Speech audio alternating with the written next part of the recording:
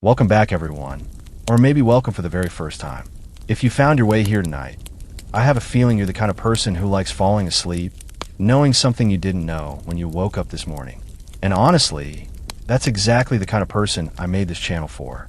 So, settle in, get comfortable, maybe dim the lights a little, because tonight I want to take you somewhere most history books completely skip over. Here's something I want you to think about for just a moment. Every single loaf of bread you have ever eaten in your life, every sandwich, every dinner roll, every slice of toast on a Sunday morning, all of it started with someone grinding grain into flour. And for most of human history, that someone had a name. He was called the miller. And here's the strange part, the part that actually kept me up at night when I first discovered it.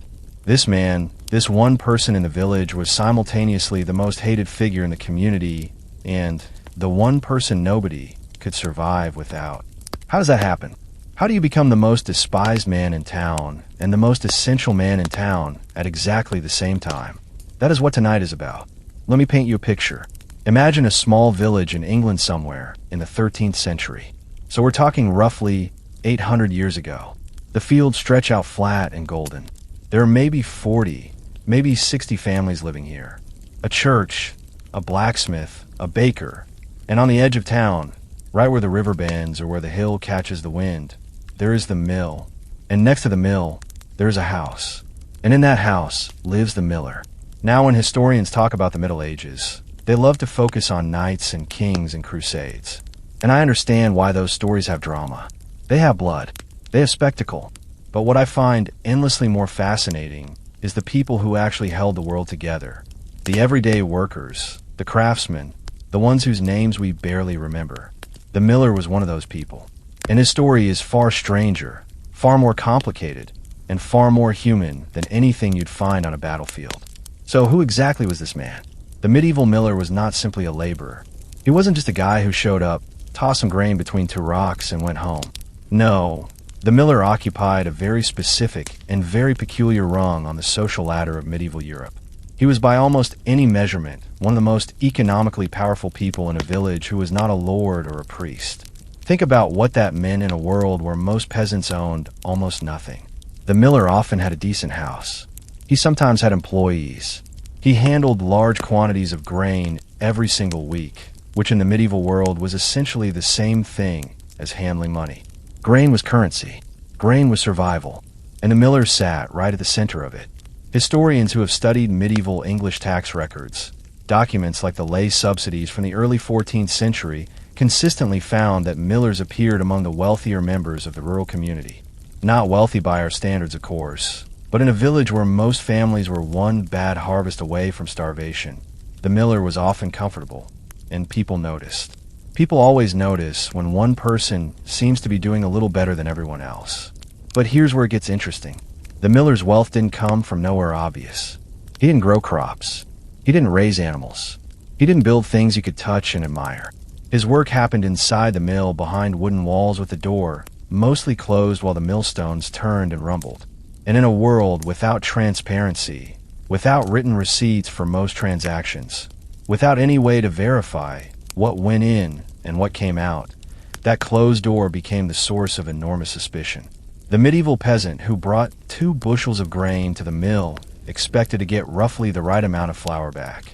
But the miller took his payment called toll corn directly out of that grain. A scoop here, a measure there, his fee for the grinding. Now is the scoop honest? Was the measure fair? Nobody could really say for certain. And that uncertainty, that small, nagging, unanswerable question, followed the miller everywhere he went. Geoffrey Chaucer, writing in the late 14th century, gave us what is probably the most famous portrait of a medieval miller in all of English literature in the Canterbury Tales. His miller is a massive red-bearded, loud-mouthed braggart with a thumb of gold, which sounds like a compliment until you realize Chaucer meant it as a joke. The phrase, "an honest miller has a golden thumb," was actually a popular saying at the time, and the joke was simple. There are no honest millers. The golden thumb doesn't exist. It's fiction. That's a brutal thing to say about an entire profession, but it's stuck. For centuries it's stuck.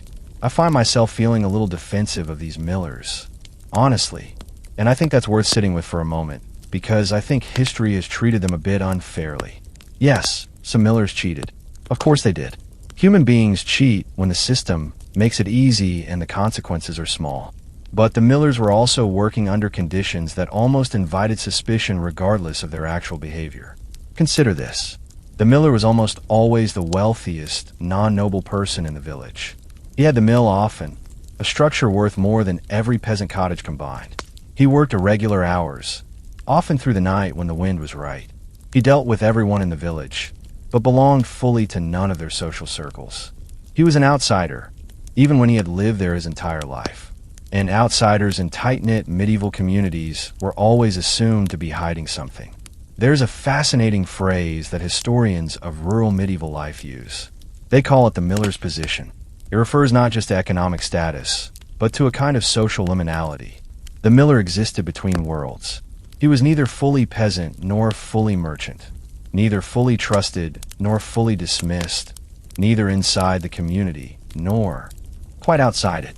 That in-between space is one of the most uncomfortable places a human being can occupy. And the miller lived there every single day. Now, and this is something that gets overlooked in almost every popular account of the Middle Ages, the miller's status was also deeply tied to who owned the mill in the first place, because in most cases the miller did not own his mill. The mill belonged to the lord of the manor, or to the church, or to a monastery. And the miller was essentially a tenant operator, a man who ran someone else's machine on someone else's land under a system of rules he did not write and could not easily change. This is a crucial detail because it means the miller was simultaneously more powerful than the peasants around him and far more constrained than his apparent wealth suggested. He paid rent for the mill. He owed a portion of his income to the lord. He could be removed if the lord decided to replace him. And yet the peasants looking in from the outside saw only the relative comfort, the solid house, the grain storage, and resented it. The miller was caught between the lordly system above him and the communal anger below him, squeezed from both sides. Sound familiar? I keep thinking about how universal that experience actually is. The middle person, the go-between, the one who catches blame from everyone without quite belonging anywhere. The miller was in many ways the world's first middle manager. And I say that with complete respect and zero irony, because the middle manager's life has never been easy in any century. Let me give you one more layer to this portrait before we move on. The miller's identity was also shaped by something much older than the Middle Ages, by a deep, almost mythological suspicion of the person who controls the transformation of raw material into something essential. Think about it this way. The farmer grew the grain. That was understandable, visible, honest work. You could watch it happen. You could see the seed go into the ground and the stalk come up. But what happened inside the mill? Grain went in. Flour came out. The millstones turned. The water rushed. The wind pushed. And in the middle of all that noise and dust and motion, something was transformed. And people in the medieval world, people whose lives were saturated with religious meaning, who saw the hand of God or the work of darker forces in everything, were not entirely comfortable with transformation they couldn't see. There is actually a long tradition of folklore across England, France, Germany, and the Netherlands, in which the mill is associated with mystery, with magic, even occasionally with the devil. Not because millers were evil. Most of them were just tired men trying to make a living. But because the mill itself seemed to operate by rules that ordinary people didn't understand. And what people don't understand, they fear. And what they fear, they resent. And what they resent, they tell stories about. Those stories became the miller's reputation. And his reputation followed him home every night when the millstones finally went quiet. So here's where we stand at the beginning of this journey. The medieval miller was a man of paradoxes. Wealthy but vulnerable, powerful but constrained, known by everyone but truly understood by almost no one. He was the person who stood between raw grain and the bread on your table, between survival and starvation, between the harvest and the meal. And yet we barely remember him. We remember the kings who signed the charters. We remember the architects who built the cathedrals. We remember the knights who rode into battle with their banners flying. But we forgot the man whose millstones turned every single morning so that the bread could exist at all. Tonight, over the next several hours, I want to give him back his story. Not the story of a cheat, not the caricature that Chaucer sketched for a laugh, but the full, complicated, surprisingly moving story of a man doing an extraordinary job in an extraordinarily difficult world. And here's what I promise you. By the time we're done, you will never look at a bag of flour the same way again. But before we get into the work itself, the actual hands-on dawn to dusk grind of what a miller did every single day, we need to understand something even more fundamental. We need to understand the machine. Because the mill wasn't just a building with some rocks in it. The mill was, without exaggeration, one of the most sophisticated pieces of technology that medieval Europe had ever produced. And the story of how it came to exist and what happened to the world when it did is one of the most quietly astonishing stories in the entire history of human civilization. The miller inherited that machine. He maintained it. He understood it in his bones. And in the next part of tonight's journey, we're going to step inside it together. There's a question I want you to sit with for just a moment before we go any further. When was the last time a single piece of technology genuinely changed the way human beings live? Not improved it slightly, not made one thing a little more convenient, but actually fundamentally altered the structure of daily life for millions of people across an entire continent. We talk about the internet that way. We talk about the printing press. We talk about electricity, but almost nobody talks about the watermill. And that, to me, is one of the great oversights of popular history. Let's go back further than the Middle Ages for a moment. Much further. Because to understand what the medieval miller inherited, you have to understand what the world looked like before the mill existed at all. For most of human history, and we're talking thousands of years here, grinding grain was done entirely by hand. A woman, almost always a woman, would kneel over a flat stone called a queer, place grain on top, and push a smaller stone back and forth across it, back and forth for hours.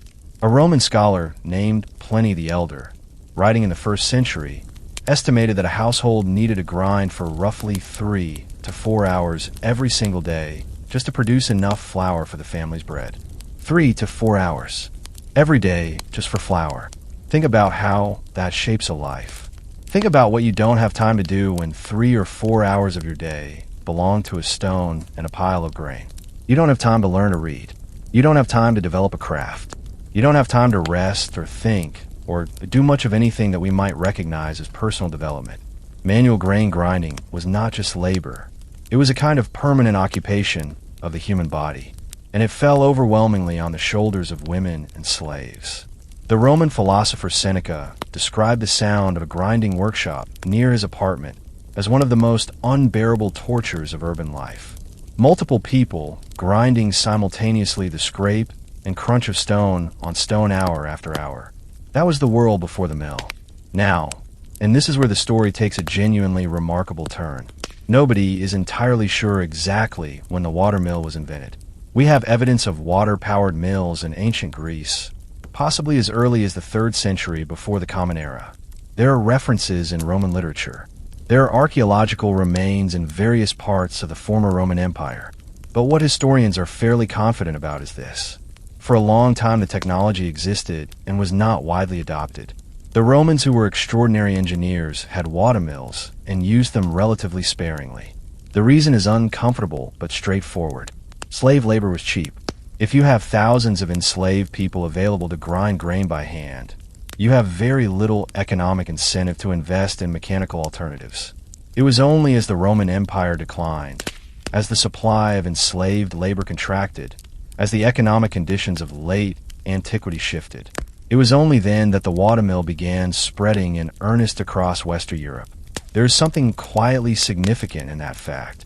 A technology that could have freed people from brutal, repetitive labor existed for centuries before the conditions were right for it to be used. The mill didn't spread because someone had a brilliant new idea. It spread because circumstances finally made the idea unavoidable. I find that worth pausing on because it's a pattern that repeats throughout history far more than we acknowledge. By the time of the early Middle Ages, roughly the 6th, 7th, 8th centuries, watermills were spreading across the European landscape with increasing speed. Monks built them along rivers to free their communities from grinding labor. Feudal lords built them to process grain from their estates. Small communities built them cooperatively along streams. And then came the moment that historians have a specific document for. In the year 186, so we're talking 940 years ago, William the Conqueror ordered a survey of England so comprehensive, so meticulous, so almost obsessively detailed that it recorded nearly everything of economic value in the country. We call it the Doomsday Book. And the Doomsday Book counted 5,624 mills operating in England at that time. 5,624 in a country with a total population of perhaps 1.5 to 2 million people. That means there was roughly 1 mill for every 300 people. 1 mill per settlement cluster. 1 mill woven into the fabric of nearly every community in the country. The mill by the time of the Damas survey was not a luxury or a novelty. It was infrastructure as fundamental to medieval England as roads or bridges. And behind every one of those 5,624 mills, there was a miller. Now, I want to talk about the windmill because its story is different and in some ways even more extraordinary. While watermills were a gradual evolution of ancient technology, the windmill, as Europeans knew, it appears to have been a genuine medieval innovation. The earliest clear references to windmills in Western Europe come from the late 12th century, so roughly the 1180s, 1190s. There is a remarkable document from the year 1185 in Yorkshire, England, in which a local dean named Herbert complained about a new windmill that had been built on his land without his permission. He wanted it torn down. That document is significant not because of the legal dispute, though. I do find it quietly amusing that the very first recorded windmill in English history immediately became the subject of a property argument. But because of what it tells us about the technology's newness, people were still figuring out who had the right to build them and where. Within a century, windmills had spread across England, France, and the Low Countries with remarkable speed. And they spread for a very practical reason.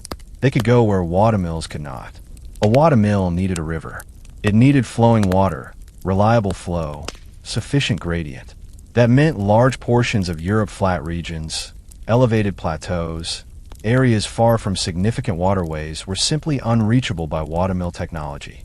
The windmill changed that calculus entirely.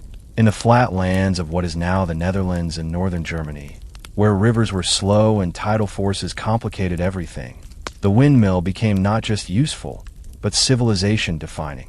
The Dutch, as you may know, would eventually use windmill technology not just to grind grain, but to pump water out of low-lying land, essentially manufacturing dry land out of the sea.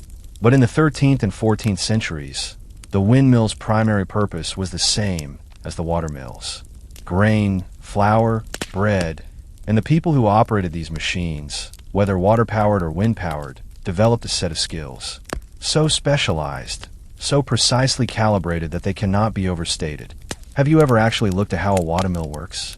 Not a diagram of one, not a simplified illustration, but the actual physical engineering reality of it. Because when you do, something shifts in how you think about medieval people.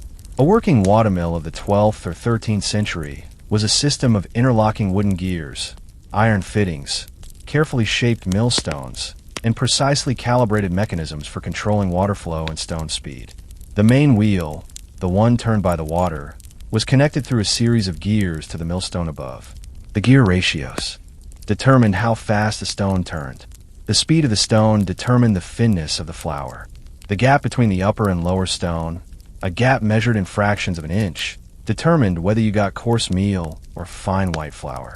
All of this was adjusted, maintained, and understood by the miller, not by engineers brought in from elsewhere, not by scholars consulting written manuals, by the miller, the man who had learned it from his father, who had learned it from his father, who had learned it from the miller before him. This was embodied knowledge, knowledge that lived in the hands and ears and instincts of a craftsman, knowledge that could not easily be written down because the language for it barely existed. The miller could tell by the sound of the stones whether they were running too fast or too slow. He could feel by the texture of the flour whether the gap needed adjusting. He could hear the creak of the wooden gears and know whether the machinery needed oil or whether a tooth was beginning to wear. This is not simple work. This is a craft as sophisticated as any that the Middle Ages produced. And yet, and here is the irony that I genuinely cannot let go of, because the miller's knowledge was invisible, because it happened inside a building that other people didn't enter, because the output was just flour and flour was just flour. The extraordinary expertise behind it was almost completely unrecognized by the society that depended on it. The medieval villager saw a man standing next to a machine. He didn't see the years of learning. He didn't see the thousands of small adjustments and decisions that went into everyday's work. He saw output. He counted flour. And when the flour seemed like less than he expected, he assumed the worst. The windmill introduced a whole additional layer of complexity that I think is worth spending a moment on. A watermill, once you had the right location on a river, had a relatively consistent power source. The river ran, the wheel turned. Obviously, there were floods and droughts, but the basic principle was stable. A windmill was something else entirely. Wind is capricious. Wind is unpredictable. Wind comes from different directions on different days at different speeds, carrying different amounts of energy. A windmill that faces south today may need to face east tomorrow. The sails, the great wooden arms of the windmill, covered in cloth, had to be set differently depending on wind speed. Too little cloth and strong wind, and you lose power. Too much cloth and very strong wind, and you risk the whole structure spinning out of control. The windmill miller had to be in effect a kind of amateur meteorologist. He studied the sky. He watched cloud formations. He felt the air temperature. He developed an intuitive sense for how a given day's weather would behave over the following hours. There are records from the 13th century in England of windmill millers successfully requesting permission from their lords to stop work on days when they judged the wind too dangerous and being denied. Lords who didn't understand the machinery, who saw only that the mill wasn't working and therefore wasn't producing income, sometimes ordered millers to keep going under conditions that experienced operators knew were unsafe. The results occasionally were catastrophic. A windmill running too fast and too strong wind could shake apart, could catch fire from the friction of the stones, could lose a sail arm that became essentially a large piece of wood flying through the air at considerable speed. The medieval mill was not a quaint, picturesque structure. It was under certain conditions a genuinely hazardous machine, and the miller stood at the center of it every day. I want to tell you about one more thing before we leave this chapter of the story because I think it reframes everything else we'll talk about tonight. We've established that mills were everywhere. We've established that they were technologically sophisticated. We've established that they required real expertise to operate. But there is one aspect of the mill's place in medieval society that I haven't mentioned yet, and it might be the most important of all. The mill was not neutral. The mill was not simply a piece of infrastructure that served the community evenly and without agenda. The mill was a seat of power. In the feudal system, the lord who owned the mill had an extraordinary tool at his disposal. He could and very often did pass laws requiring every peasant in his territory to bring their grain to his mill and nowhere else. They could not grind at home. They could not use a neighbor's hand mill. They certainly could not build their own mill. This arrangement was called suit of mill in English legal terminology, and it was enforced with real penalties. Peasants caught using hand querns, those ancient stone grinding tools, could have their quarters confiscated. They could be fined. In some extreme cases, they could face more serious legal consequences. The mill, in other words, was a monopoly. A state enforced monopoly over the most basic necessity of daily life. And the miller, even though he was himself a tenant, even though he didn't own the mill, was the human face of that monopoly. He was the person the peasants interacted with. He was the one they looked at when they handed over their grain and waited. No wonder they didn't entirely trust him. No wonder they told stories about his golden thumb. He wasn't just a craftsman. He was, whether he wanted to be or not, a representative of a system that had its knee on their necks. Understanding that changes the moral calculus considerably. The miller's reputation for dishonesty wasn't born in a vacuum. It was born in a structure, a feudal structure that made resentment almost inevitable, and that gave that resentment a human face to attach itself to. That's not an excuse for actual dishonesty if it occurred, but it is an explanation for why the reputation existed, regardless of individual behavior. And history, when it's done, honestly requires us to hold both of those things at the same time. So the mill was technology, the mill was infrastructure, the mill was power, the mill was resentment. And somewhere inside all of that running the gears, listening to the stones, watching the sky, measuring the grain was a man just trying to do his job. We've spent this part of our journey understanding the machine he inherited. Now, it's time to follow him into an actual day, because I want to tell you what it felt like, or at least what the evidence suggests it felt like to be standing at the door of a medieval mill before the sun came up, knowing that the wind was right and the grain was waiting and the stones needed to start turning. That morning, that specific, particular, exhausting, skillful morning, that's where we're headed next. Close your eyes for just a second and try to imagine this with me. It is somewhere around 4 o'clock in the morning. The village is completely dark. There are no street lights, no phone screens glowing in bedroom windows, no distant hum of traffic, just darkness and cold, and the sound of whatever the night decides to offer. Maybe wind moving through trees, maybe the low murmur of a stream, maybe nothing at all. And one man is already awake. He has been awake, actually, for a little while. Not because he wanted to be, not because he enjoys the dark or finds some romantic beauty in pre-dawn solitude, though maybe after years of it, you develop a complicated affection for the quiet. He is awake because the mill does not wait for him to feel rested. The mill waits for nothing and no one. This is where the miller's day begins. Not at sunrise, not when the rest of the village stirs and the smoke starts rising from the cottage chimneys. Long before any of that, in the cold, in the dark, alone, the very first thing a windmill miller did in the morning was not go inside the mill. It was go outside and stand still. He stood and he listened. He felt the air on his face, which direction it was coming from, how consistently it was blowing, whether it felt like it would hold through the day or shift by mid-morning. He looked at the sky, which in a pre-industrial world with no light pollution was an enormously rich source of information.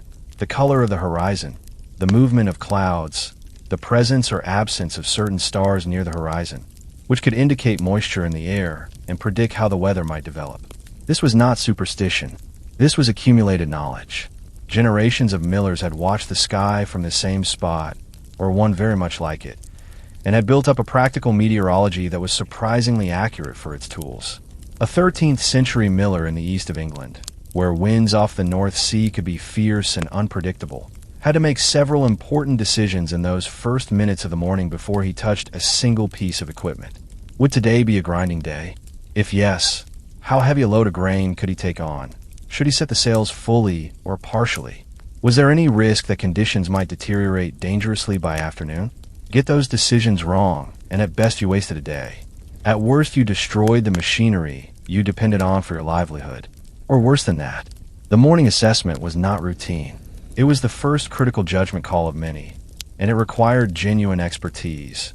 Assuming the conditions looked workable, and on most reasonable mornings they did, the miller would then begin the process of preparing the mill itself.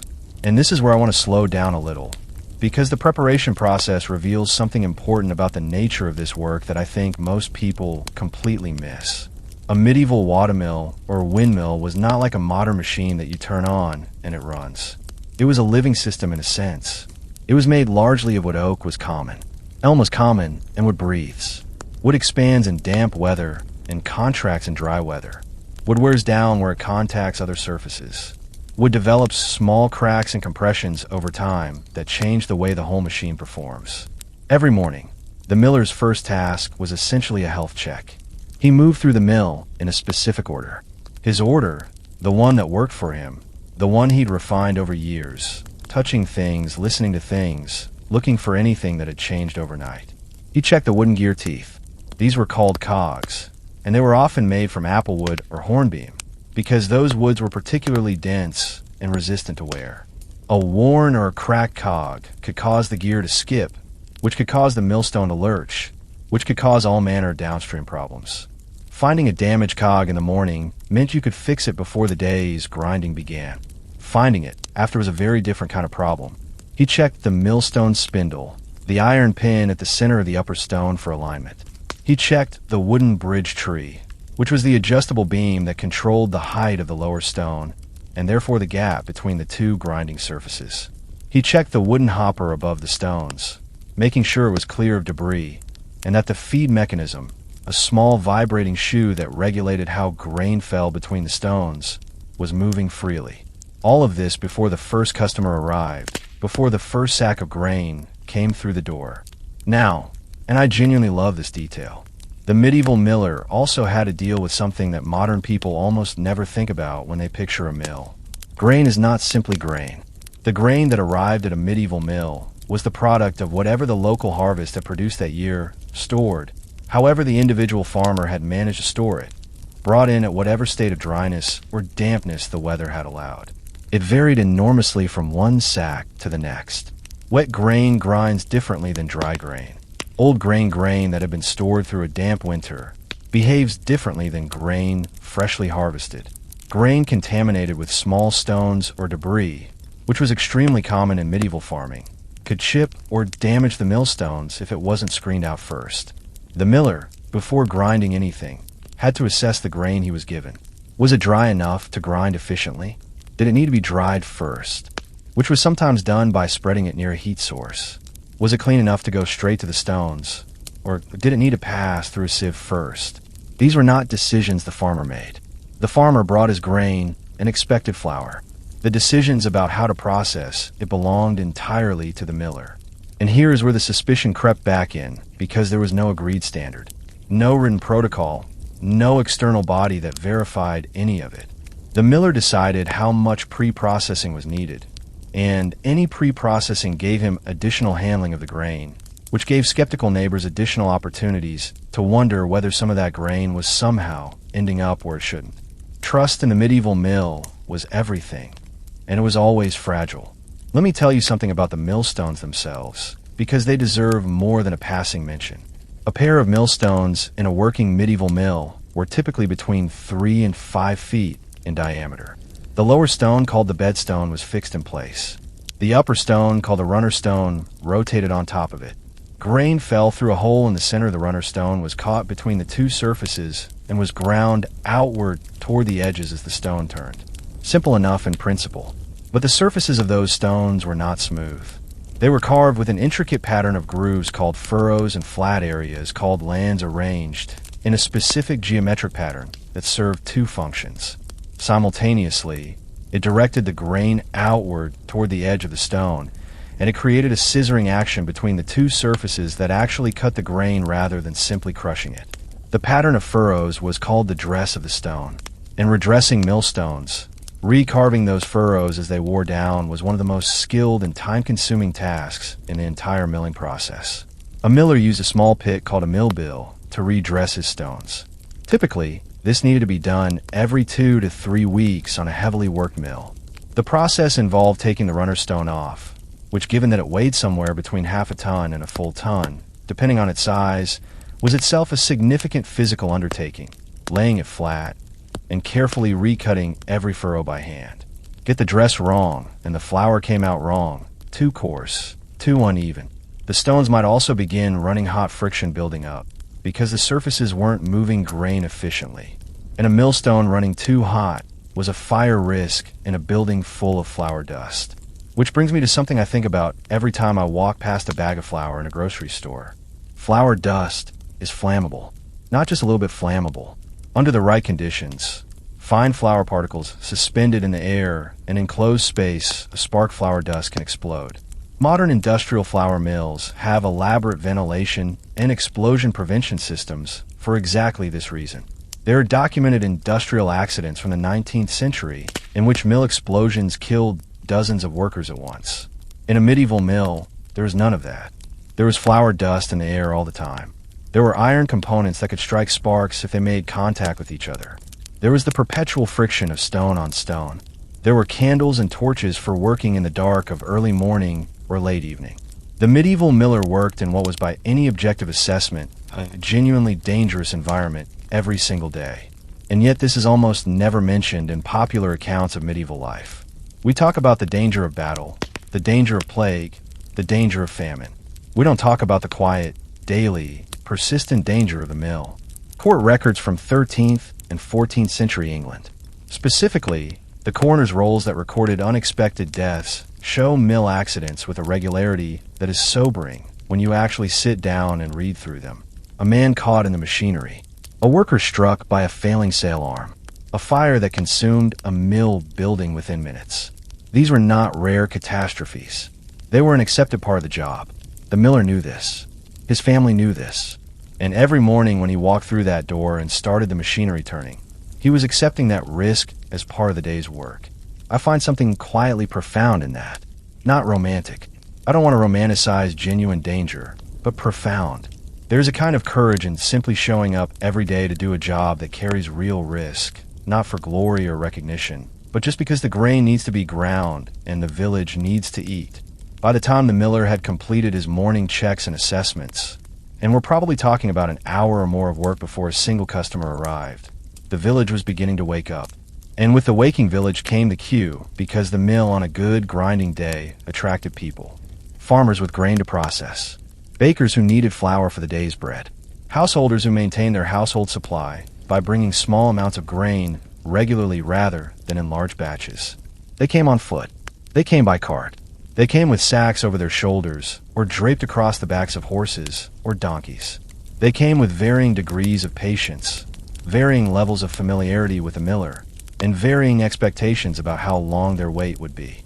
The miller, in addition to everything else, was also a kind of scheduler. He had to decide the order in which jobs were done. He had to manage the expectations of people who had walked some distance and didn't want to be told to come back later.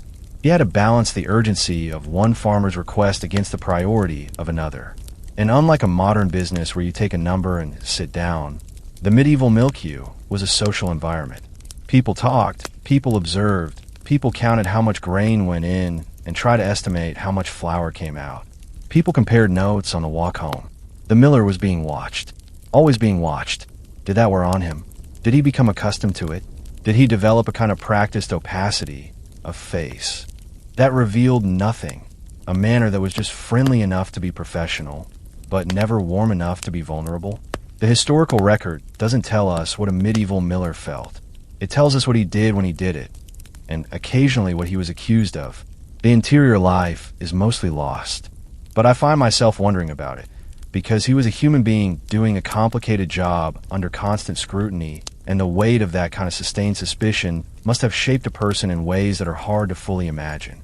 There is one more element of the morning routine that I want to bring in before we move on, and it connects something very practical to something almost philosophical. Water. For the watermill miller specifically, the management of water was a constant daily, season-by negotiation with nature that had no equivalent in almost any other medieval profession. A watermill depended on reliable water flow, but medieval rivers did not have modern flood control systems. They rose in spring with snow melt. They shrank in summer drought. They froze in hard winters. They flooded unpredictably after heavy rain.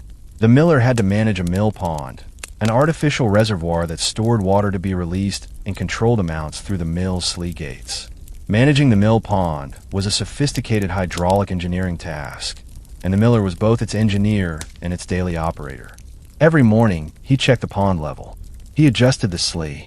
He made calculations, not written calculations, but mental ones based on experience about how much water he could afford to use that day, and still have sufficient flow by late afternoon. If there had been heavy rain upstream, he might need to open additional sloughs to prevent flooding. If there had been no rain in weeks, he might need to ration the days, grinding carefully.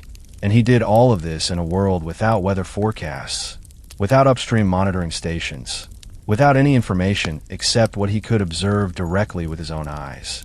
The watermill miller was not just a craftsman. He was a water manager, an environmental steward in a way that I think we would recognize if we stopped to look at it clearly. The mill, the pond, the stream, the fields beyond, they were system. And the miller, whether he articulated it in those terms or not, was the person responsible for keeping that system in balance.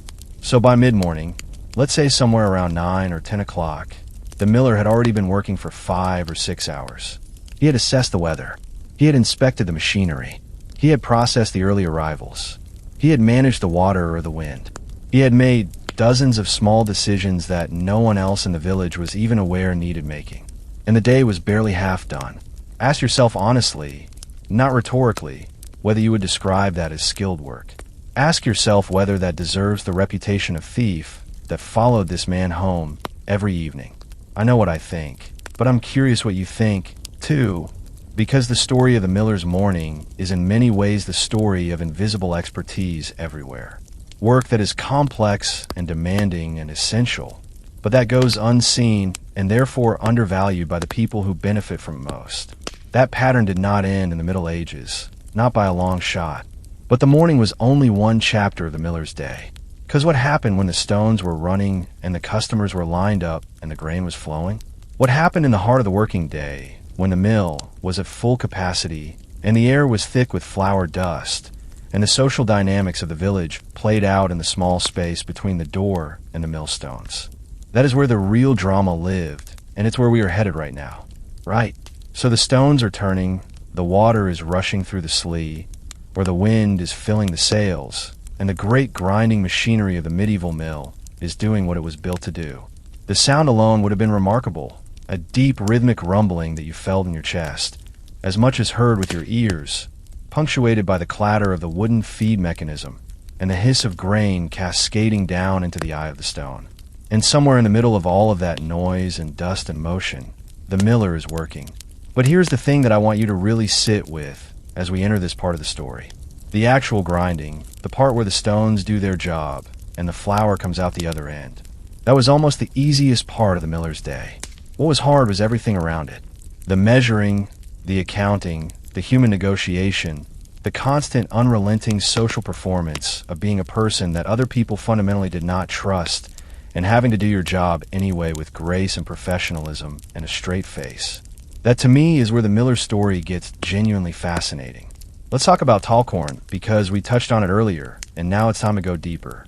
The system was in its basic form straightforward enough. The miller provided service. He ground your grain into flour. In exchange, he kept a portion of the grain as payment.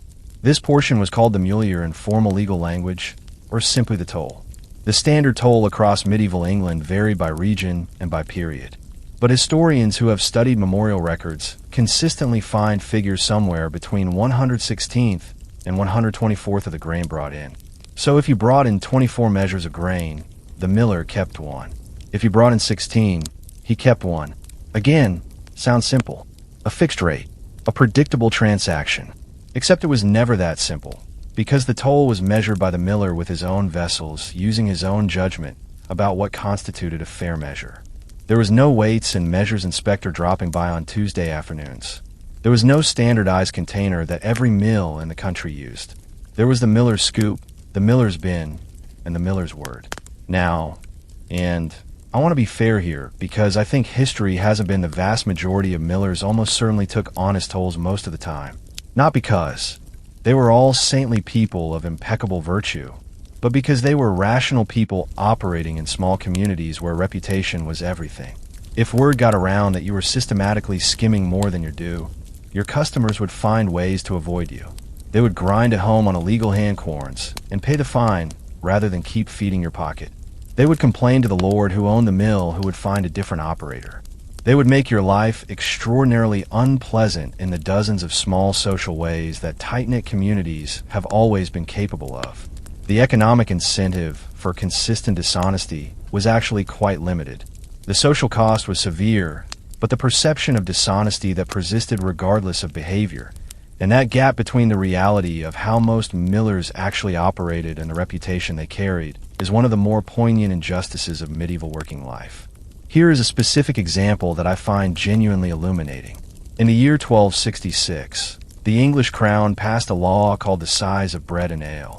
This was a remarkable piece of legislation, one of the earliest attempts in English history to regulate the price and quality of consumer goods.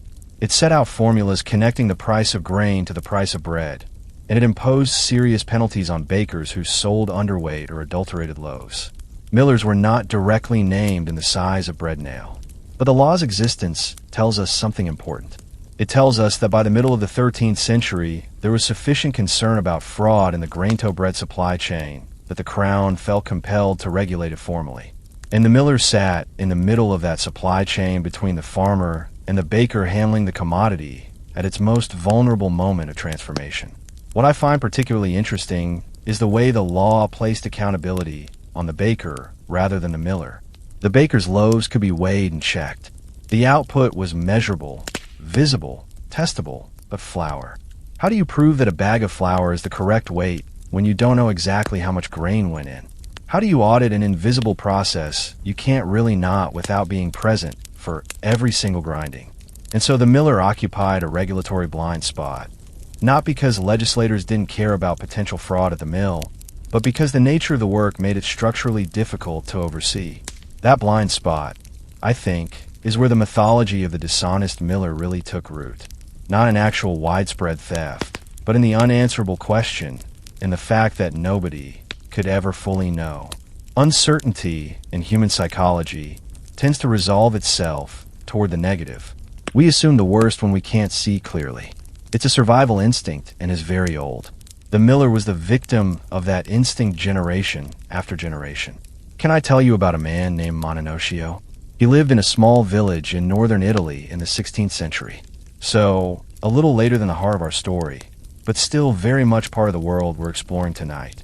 He was a miller, and he was also, as it turned out, a remarkably independent thinker who had somehow managed to get his hands on a number of books and had developed his own rather unorthodox views about the universe. He was eventually brought before the Inquisition, and after 2 trials was executed in the year 1599. Now the historian Carlo Ginzburg wrote a book about Pinocchio in 1976 called The Cheese and the Worms, reconstructed almost entirely from the Inquisition trial records. It became one of the most celebrated works of microhistory ever written. But what I want to draw your attention to is not the theology. It's what Mononocchio's trial records reveal about the social position of the miller more broadly. In the transcripts, witness after witness describes Mononocchio as opinionated, argumentative, always willing to tell you what he thought regardless of whether you asked. He debated with priests. He challenged assumptions. He questioned things that most of his neighbors simply accepted without examination. And where did he do all of this debating and questioning and challenging at the mill? The mill was where people talked. It was where the village came one after another and waited and passed the time. For many rural communities, the mill was the closest thing to a public forum that existed, a place where news traveled, where arguments developed, where the social tissue of the village was woven and torn and rewoven on a daily basis. The miller, sitting at the center of all of that, heard everything. He knew more about his neighbor's affairs than almost anyone. He knew who had a good harvest and who had a bad one. He knew who was selling grain and who was hoarding it. He knew who was struggling and who was quietly comfortable. That knowledge was another form of power, and power in any form makes people nervous. Let me shift for a moment to something more tactile, more physical, because I think we sometimes get so caught up in the social and economic dimensions of history that we forget the body, the miller's body. What did a working miller actually look like physically after a few years on the job? The flour dust was the most immediately obvious thing. Medieval millers, and this is confirmed by multiple contemporary descriptions and illustrated manuscripts, were almost perpetually covered in white dust. Their clothes, their hair, their eyebrows, the creases of their hands, white. The nickname Dusty Miller was not a creative invention. It was simply an accurate description. But the dust wasn't just cosmetic. Breathing flour dust every day, year after year, caused significant respiratory damage. Medieval physicians didn't understand the mechanism. They wouldn't have framed it in terms of lung tissue or particulate matter, but they absolutely observed the pattern. Millers tended to develop persistent coughs. They tended toward breathing difficulties as they aged. They tended to die younger than farmers and craftsmen in less dusty occupations. There are references in medieval medical texts, particularly in the corpus of writings associated with the school at Salerno in southern Italy, which was producing sophisticated medical literature from the 11th century onward to the particular health vulnerabilities of people who worked with ground grain. The dust was recognized as harmful. The recognition didn't come with a solution, but it was there. The miller also developed a very distinctive physical profile from the work itself. Lifting heavy grain sacks, typically weighing somewhere between 100 and 150 pounds repeatedly throughout a working day, built enormous upper body and core strength. The constant reaching, lifting, adjusting the physical management of heavy stones and wooden machinery made millers generally powerful men in a way that was recognized and noted by their contemporaries. Chaucer's miller in the Canterbury Tales, whom we've mentioned before, but in a different context, is described as being able to wrestle any man to the floor and break a door with his head. That's poetic exaggeration, obviously, but exaggeration of something real. Millers were known as physically formidable people. The work made them so, and there is something interesting in that detail when you set it against a reputation for cunning and dishonesty. The medieval miller was simultaneously feared for his cleverness and respected for his strength. Both attributes fed the same underlying unease. He was a man who could outthink you, and if it came to it, physically overpower you. No wonder people found him unsettling. The Tokhorn system also created a very specific and very human drama that played out at mills across Europe every single day. The moment of measurement. When a farmer brought his grain in, there was a moment, usually somewhere in the transaction, when the miller scooped out his toll, where both men were watching the same vessel very carefully. The farmer watching to make sure the scoop wasn't heaped too generously. The miller watching to make sure he took what was legitimately his and wasn't seen to be taking more. Both of them performing honesty. Both of them aware of being watched. Both of them knowing that the other man was watching. I sometimes think about what that felt like from the miller's side. To be a man who was probably doing his job honestly, who had done his job honestly for years, and to know that every single transaction was conducted under a cloud of suspicion that no amount of honest behavior could fully dispel. Because the suspicion didn't come from anything he had done personally. It came from what people assumed about people in his position. It was inherited, structural, baked into the relationship before he ever picked up a scoop. How do you maintain your dignity under those conditions? How do you stay proud of your work when your work is permanently tainted by association? Some millers, the record suggests, responded by becoming genuinely prickly and defensive.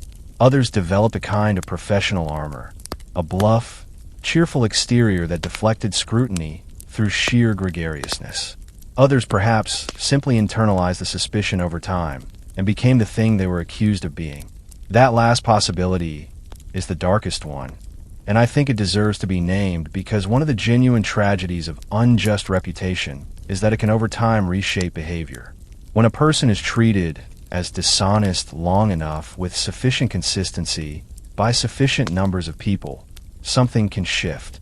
Not always, not inevitably, but the possibility is real, and history gives us no shortage of examples. The miller, who arrived at his position honest, and left it somewhat less so, had not simply made a moral choice.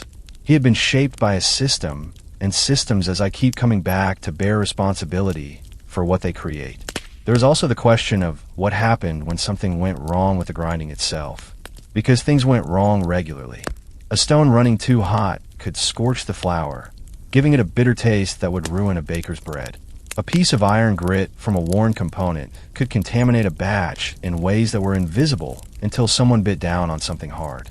A sudden surge of water or wind could cause the stones to run at the wrong speed, producing flour of the wrong fineness. When any of these things happened, the farmer who had brought the grain was understandably upset. He had been counting on that flour. His family's bread depended on it. And who was responsible? Officially, practically, inevitably, the miller. Even if the problem had been caused by unusual weather, even if the grain itself had been poorly stored and brought in with excess moisture, that no miller could have corrected without additional processing time, even if the machinery had an underlying fault that the miller had reported to the Lord's estate management and been told to keep running. Anyway, the miller was responsible because the miller was the only person in the room when it happened. I think about this in connection with something that a historian of medieval memorial law named Paul Hyams wrote about the way dispute resolution worked in rural medieval England. He observed that in communities without sophisticated legal infrastructure, without lawyers and courts and formal evidence procedures for everyday disputes, responsibility tended to settle on whoever was most visible and most present. The miller was always both of those things. He was visible. He was present. The transaction happened in his building on his equipment under his watch. When the flour was bad, the miller explained himself. When the flour was good, nobody said a word. That is symmetry. All of the blame, none of the credit is something I find almost unbearably familiar. Because it is not a medieval problem. It is a human problem. It is the problem of every person who works in a role where success is invisible and failure is exposed. And I think recognizing that in the medieval miller's story is one of the reasons his story still matters to us 800 years later. By the time the working day had reached its midpoint, let's say early afternoon, the light beginning to shift westward, the miller had processed perhaps a dozen or more customers. He had lifted and moved several hundred of grain and flour. He had monitored and adjusted the machinery multiple times. He had navigated a series of social transactions, each one charged with its own particular combination of routine and tension, and he still had hours to go. But the afternoon brought something slightly different from the morning rush. It brought the complicated cases, the unusual requests, the customers who arrived late, or with grain that presented particular challenges, or with disputes about previous transactions that needed to be resolved. It brought, in other words, the full human complexity of village life flowing through one small building's door. And in that building, in that afternoon, light filtered through wooden shutters and thick with flour dust, the miller's real character showed itself. Not the character of the folktale, not the character of Chaucer's red, bearded rogue, but the actual character of a skilled craftsman managing a complex operation under difficult conditions with grace, or without it with patience, or without it with the dignity that his situation allowed, or the dignity that he had to manufacture himself when none was offered. That character, that deeply human, complicated, historically real character, is what we're going to keep excavating as we go further into this story. Because we've established who the miller was and how his day began, we've looked at the stones and the dust and the toll and the trust. What we haven't yet talked about is who else was in that building, because the miller was almost never truly alone. And the people who worked alongside him, the ones history has nearly completely erased, turn out to be one of the most remarkable and overlooked parts of this entire story. That is exactly where we are headed next. There's a particular kind of invisibility that history reserves for certain people. Not the invisibility of being forgotten entirely that would almost be kinder. This is the invisibility of being present in every account mentioned in every record essential to every transaction, and yet somehow never seen as a full human being in their own right. Always background, always peripheral, always the supporting cast in someone else's story. The miller's wife, the miller's children, the apprentice who slept in the loft above the grain storage and spent his days learning a craft that had no written curriculum and no formal school. These were the hidden workforce of the medieval mill. And tonight I want to pull them out of the background and put them exactly where they belong, at the center of the story, because without them the mill did not run. It is that simple. Let's start with the miller's wife, because her role was more complex, more demanding, and more strategically important than almost any popular account of medieval life acknowledges. The first thing to understand is that the mill was not just a workplace. It was a household. The miller's family almost always lived on the premises or immediately adjacent to them. The boundary between domestic life and professional life was essentially non-existent. The mill was home, and home was the mill, and the woman who ran that home was simultaneously running a significant commercial operation. Medieval memorial records, the administrative documents kept by estate managers on behalf of lords across England and France, occasionally give us glimpses of the miller's wife in action. She appears in toll disputes, usually as a witness to transactions. She appears in accounts of grain storage, often as the person responsible for maintaining the mill supply inventory. She appears sometimes in legal records as the person who received customers when her husband was occupied elsewhere.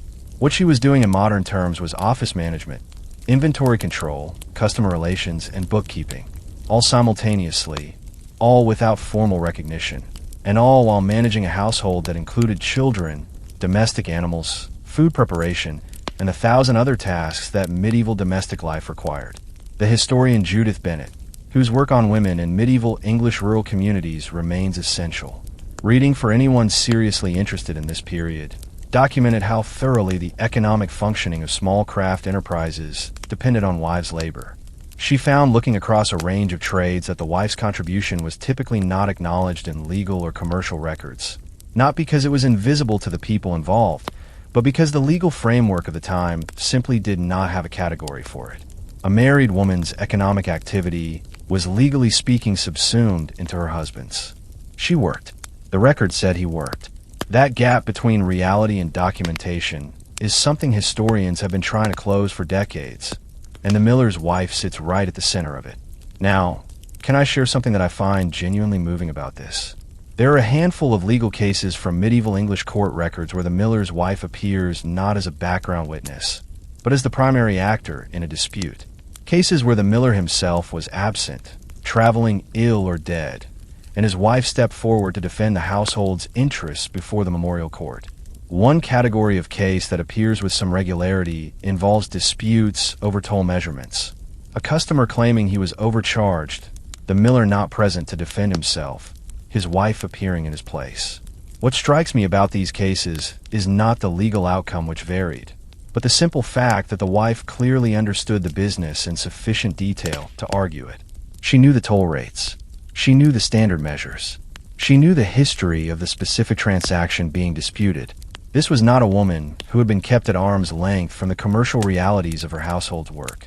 This was a woman who was embedded in those realities every single day, who had absorbed the knowledge of the trade through years of proximity and participation, and who could deploy that knowledge when the situation required it. She just rarely got credit for having it. And I think about all the meals she would have prepared, not as a separate domestic task, but as part of the rhythm of the mill day, because workers needed feeding at specific times that aligned with the mill schedule.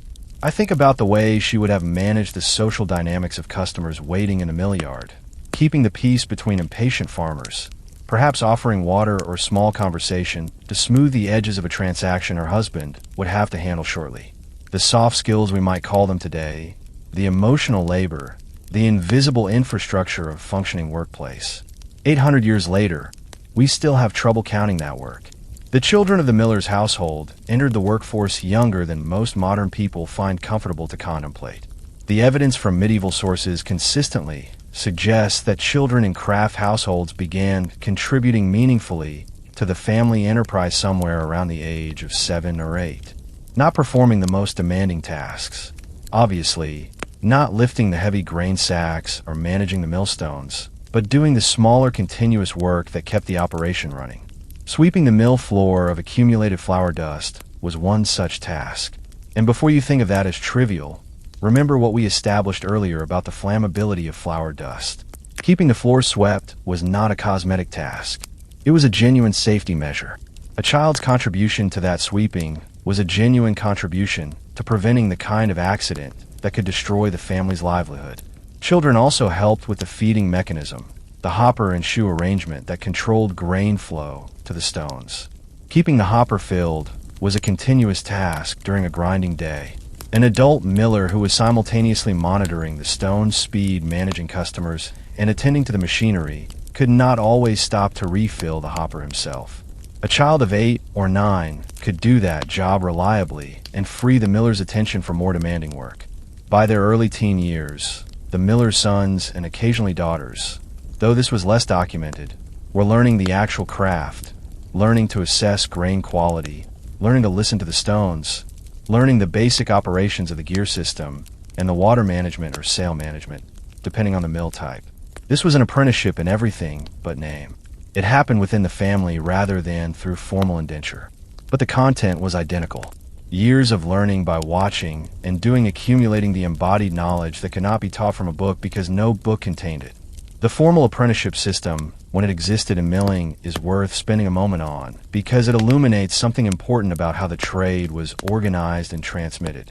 In the larger mills, particularly the great monastic mills and estate mills that served substantial populations, there was sometimes a more structured arrangement where a young man from outside the family was taken on as an assistant. He would live at the mill, work alongside the miller, and gradually be trusted with more complex tasks as his competence grew. These arrangements were rarely formalized with written contracts the way urban craft apprenticeships sometimes were. The miller was not a guild member in most cases. Milling, interestingly, sat somewhat outside the formal guild structure that organized so many other medieval trades. There was no worshipful company of millers setting standards, examining competence, and issuing formal qualifications. This was in a way both a freedom and a vulnerability for the trade. The freedom was real.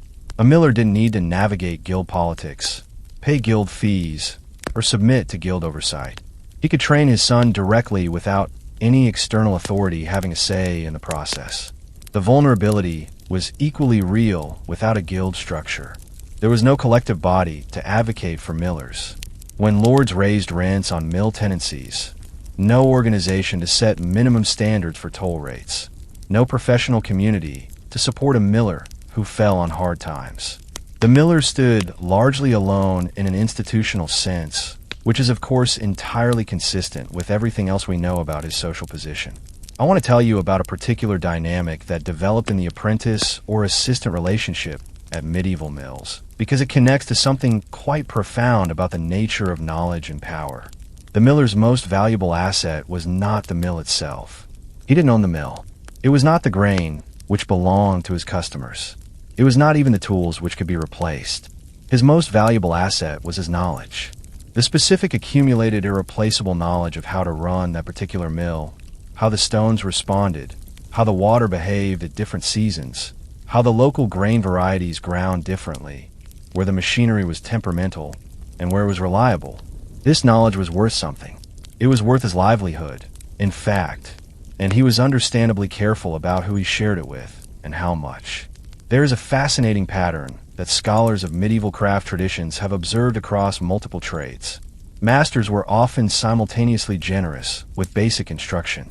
They needed their assistants to be competent enough to be useful and strategically withholding about the most sophisticated aspects of their expertise. The final layer of knowledge, the judgment calls that separated a good craftsman from a truly exceptional one, was often kept close.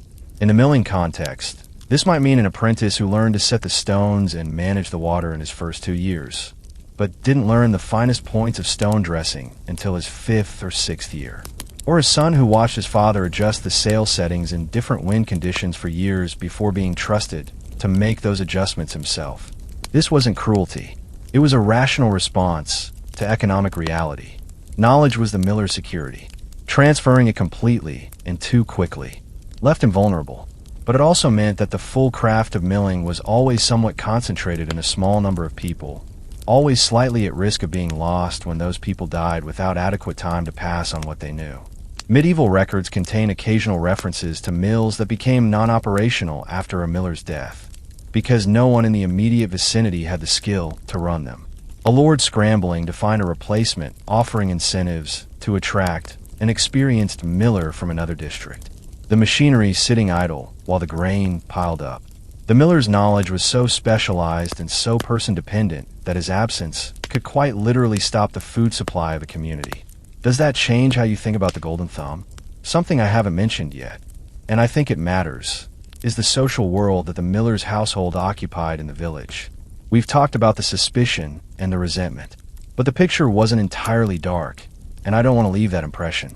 The miller's family also had genuine relationships, friendships in some cases, dependencies that ran both directions. Consider this.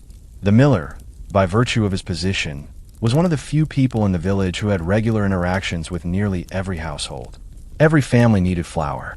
Every family came to the mill, which meant the miller's wife knew over the course of a year which families were struggling and which were doing well, which children were sick, which marriages were strained, which old people were failing. That knowledge created connection as well as power, and the evidence suggests that millers' families were sometimes genuinely embedded in village social networks in ways that went beyond the purely commercial. There are records of millers serving as witnesses to wills and property transfers roles that required a degree of community trust. There are records of millers acting as informal mediators in disputes between neighbors. There are even a handful of cases where millers were chosen as village reeves, the local administrative officials who manage day-to-day community affairs on behalf of the Lord. These are not the behaviors of a man who is purely despised by his community. They are the behaviors of someone who, despite everything, had found a way to be useful and trusted in a more personal, less transactional sense. The miller contained multitudes, as most people do when history is honest enough to show us the full picture. The miller's children grew up in a world saturated with specific sensory experiences that most children in the village did not share. They grew up with the sound of the mill always present, that deep, rhythmic grinding that most children would have found frightening on first encounter, but that for the miller's family was simply the sound of home, the sound of things working correctly. A silence where the grinding should be was far more alarming than the grinding itself. They grew up knowing the smell of different grains, barley, wheat, rye, oats, each with its own particular character when milled, each producing flour with its own texture and color. A miller's child who grew up to work at the mill would have been able to identify grain varieties by smell alone, a skill that sounds obscure until you realize it was directly relevant to setting the stones correctly. They grew up understanding in a bone-deep practical way that their family security was tied to weather and water and wind in ways that most village families experienced only indirectly. When a drought came, other families worried about their crops. The miller's family worried about their crops and their mill. A dry year meant thin harvest and less grain to grind, which meant lower income from tolls, which meant belt tightening in the mill household just as surely as in everyone else's. The miller was not insulated from the agricultural precarity of medieval life. He was embedded in it from a different angle, and his children understood that from very young. They understood that the mill's continued operation was not guaranteed, that it required constant care and attention, and that the family's well-being depended on their father's skill and their collective effort in a way that was direct and immediate and impossible to ignore. That was, I think, an education of a particular kind. Not the education of books or lectures, the education of consequence, of learning what mattered because you could see with your own eyes what happened when it went wrong. There is one more figure I want to bring into the mill before we move on because she appears in medieval sources with enough frequency to deserve her own moment. The miller's widow. When a miller died, and given the occupational hazards we've discussed, millers did not always die peacefully in old age. His widow faced a specific and difficult set of challenges that were somewhat different from those facing other widows in the village. She had a mill, or rather, she had a tenancy on a mill, which was a valuable but also burdensome inheritance. The lord who owned the mill wanted rent continued. The customers still needed service. The machinery still needed maintenance. What happened next varied. Some widows remarried quickly, often to men who had milling experience or who were willing to learn, because remarrying was the most direct way to keep the tinny operational and the income flowing. The memorial records of medieval England show a notable pattern of millers' widows remarrying within 1 to 2 years of their husbands' deaths. But some widows ran the mills themselves, at least temporarily, at least long enough to stabilize the situation. And those women, the ones who stepped into the miller's role out of necessity and managed the machinery and the customers and the toll corn and the lord's rent, they are to me some of the most remarkable figures in this entire story. They appear briefly in the records, a court entry noting that the widow of so and so Miller is operating the mill pending new arrangements, a rental account that lists her name rather than her husband's, and then they disappear again, absorbed back into the background of history. But they were there. They knew enough to manage the mill because they are seen watching and participating for years. The knowledge was theirs, even if the legal recognition was not. The mill was a family enterprise in the truest sense, and the family in all its complexity, the tired husband, the capable wife, the flower-dusted children, the watchful apprentice was what made it run. We've spent this part of our journey inside the mill household, and I hope it has changed, or at least complicated, the picture you carry of what the medieval miller's life actually looked like. It was not one man and a pair of stones. It was a family navigating an economy that was structured against them doing skilled work under conditions of constant scrutiny, building something that the village could not live without, and receiving in return a complicated mixture of economic sufficiency, social suspicion, and occasional quiet respect. The family was the foundation of all of it. But now I need to go somewhere darker. Because for all that we've talked about the difficulty of the miller's life, we haven't yet confronted the physical danger in its full dimension. We mentioned the flour dust. We mentioned the machinery. We mentioned the occasional catastrophic accident. But I want to take you all the way into it, into the specific documented historically real dangers that the medieval mill represented. Dangers that make the miller's daily courage look to me like something genuinely worthy of recognition. The mill was not just a difficult workplace. Under the wrong conditions, it was one of the most hazardous places in the entire medieval world. And that is exactly where we're going next. Something happened in the English county of Huntingdonshire in the summer of 1223 that I've never been able to get out of my head since I first read about it. A miller named William. That's all the record gives us just. William was working alone at his Watermill late in the afternoon when something went wrong with the machinery. The coroner's roll, which is the medieval equivalent of an accident report, describes what happened in the flat bureaucratic Latin that these documents always used.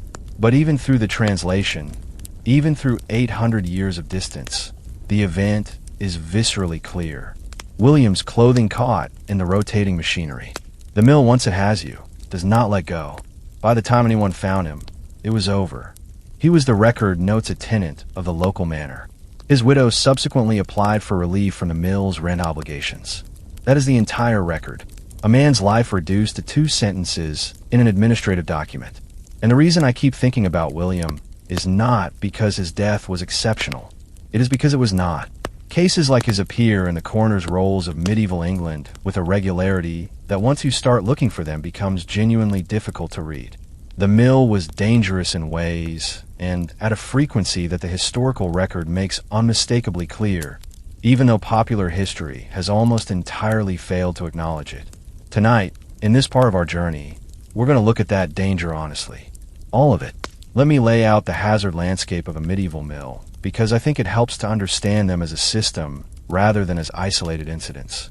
There were, broadly speaking, 4 categories of danger that a miller faced on any given working day.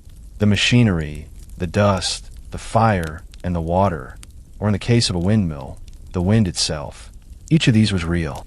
Each of these killed people, and each of them was so thoroughly woven into the normal conditions of the work that the miller had essentially no choice but to develop a working relationship with the risk rather than eliminating it. Let's take them one at a time. The machinery first, because it was the most immediately and obviously dangerous. A working watermill contains several systems of interlocking wooden gears, a rotating vertical shaft, a horizontal shaft, various wooden levers and beams under significant mechanical stress. And at the heart of it all, 2 millstones weighing between half a ton and a full ton, each spinning at somewhere between 100 and 120 revolutions per minute on a heavily worked mill. Think about that for a moment. 100 revolutions per minute. That is nearly 2 full rotations every single second. The wooden gear systems that connected the water to the millstone had no guards, no safety enclosures, no emergency stop mechanisms of any kind.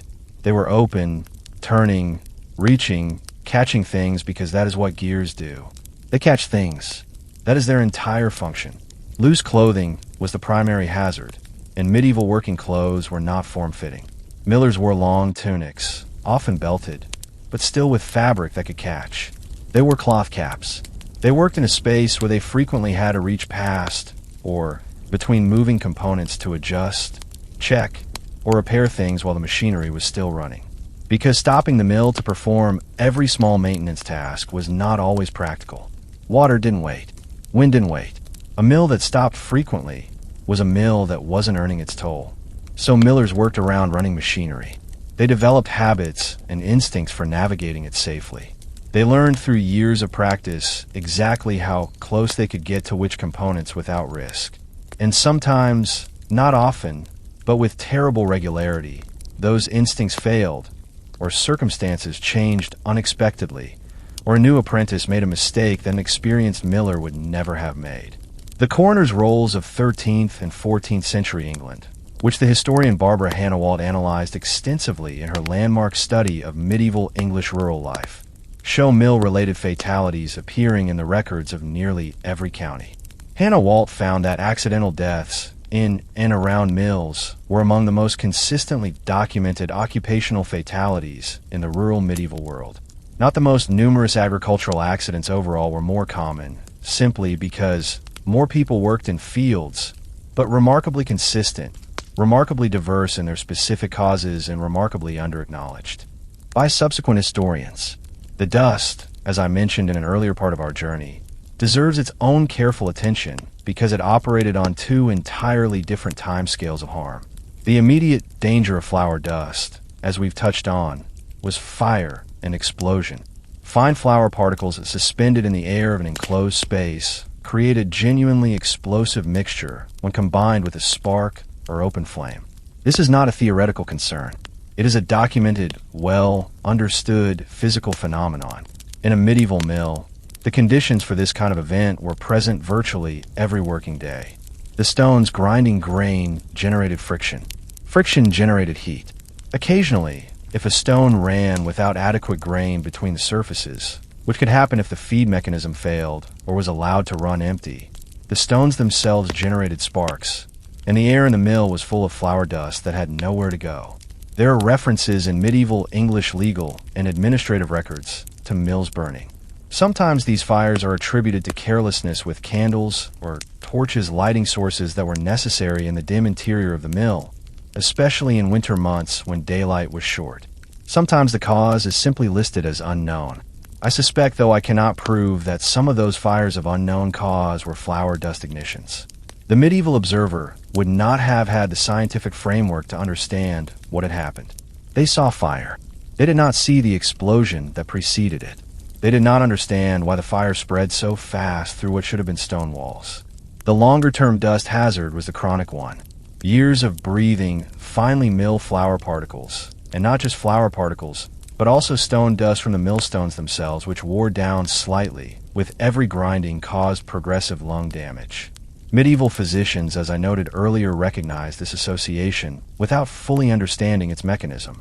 But what I want to add here is that the damage was not limited to the lungs alone.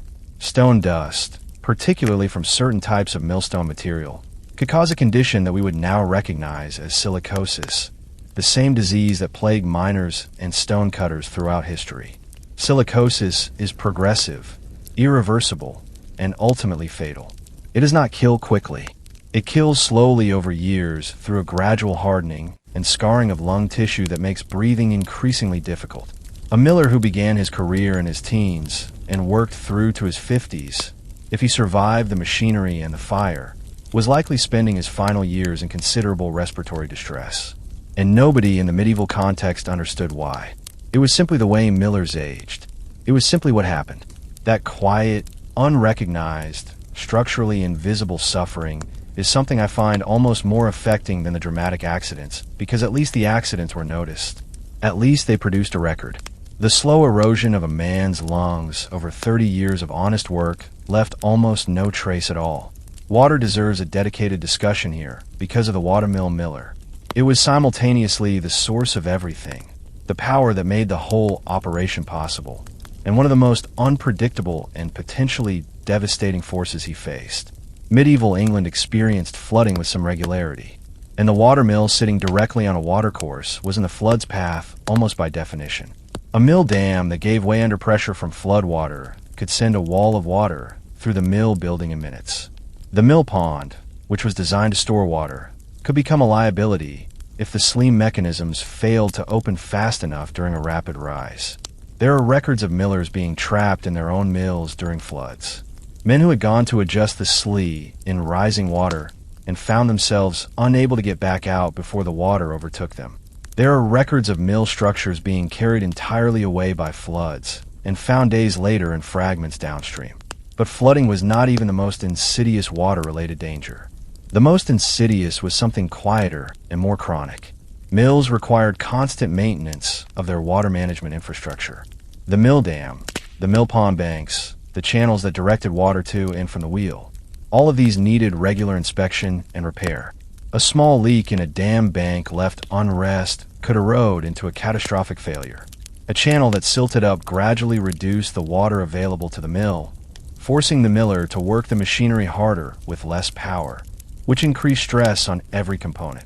This maintenance work often required the miller to work in or near the water itself, wading into the mill pond in cold weather to clear debris from the slee, repairing bank erosion by hand, managing the sleam mechanisms during flood conditions when the force of the water made every adjustment physically dangerous.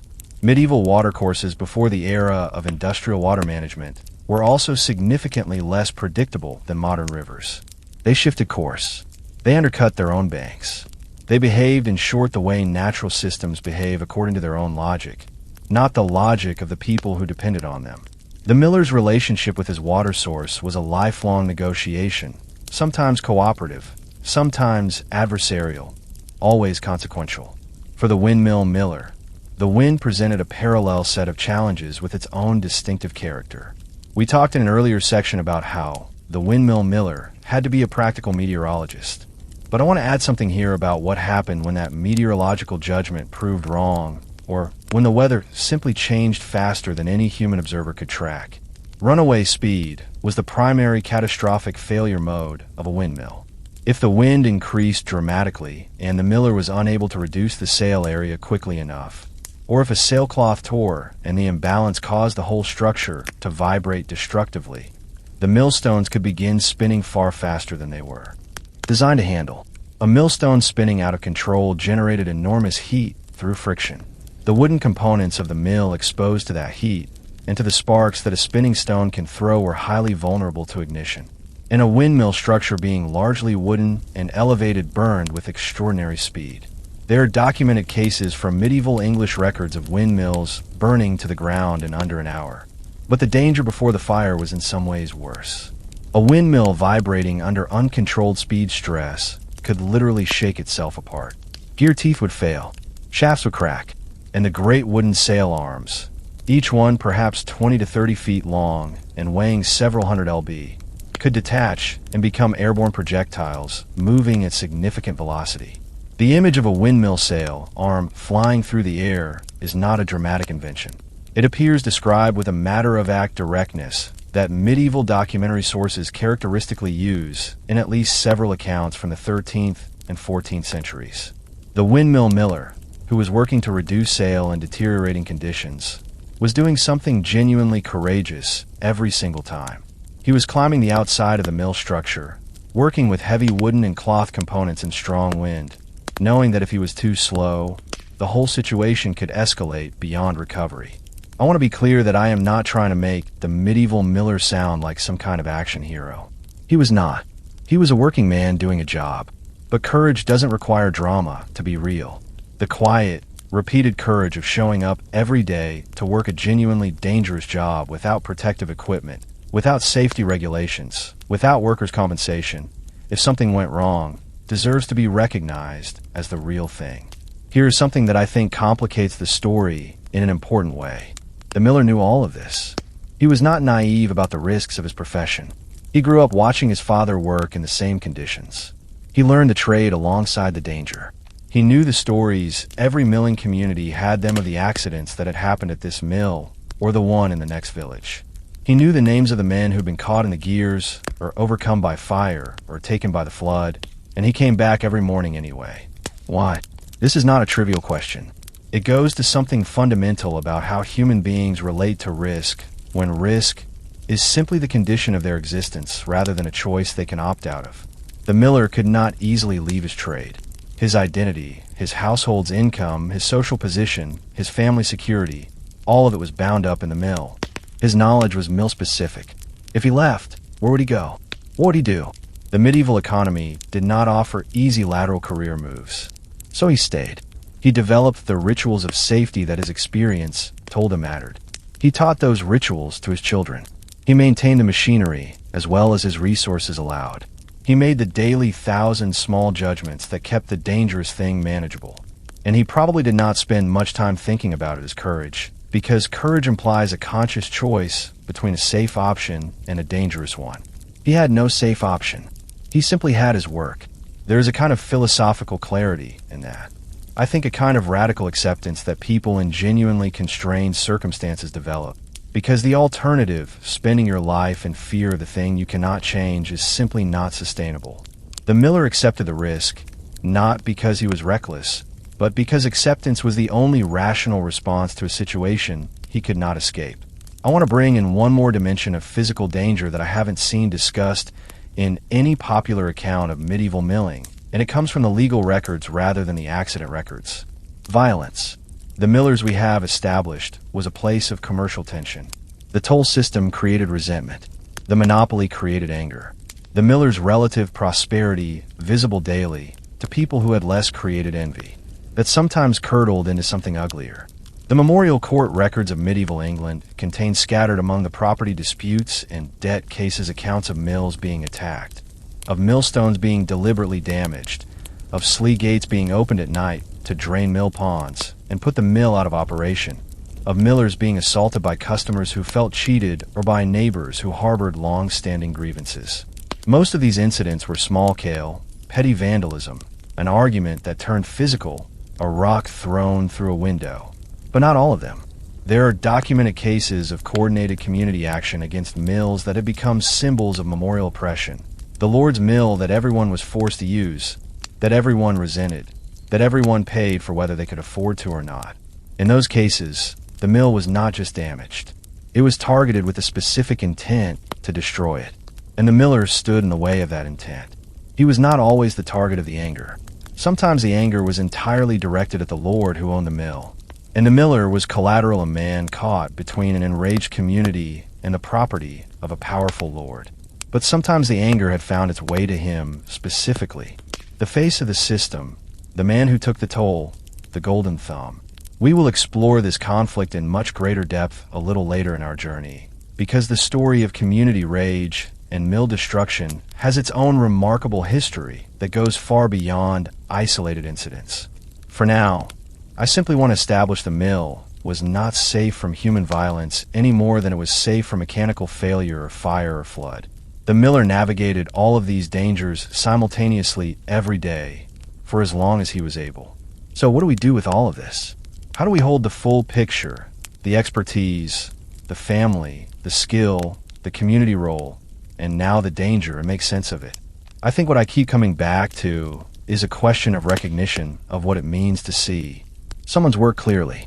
The medieval miller was not seen clearly by his contemporaries. He was seen through the lens of suspicion, of resentment, of structural inequality that shaped how people interpreted everything he did. The genuine difficulty of his work, the early mornings, the physical toll, the constant exposure to hazard, the specialized knowledge, the family labor that underpinned everything. None of that was widely acknowledged. And yet here we are 8 centuries later, and the bread is still on the table. Not his bread, his descendants' bread.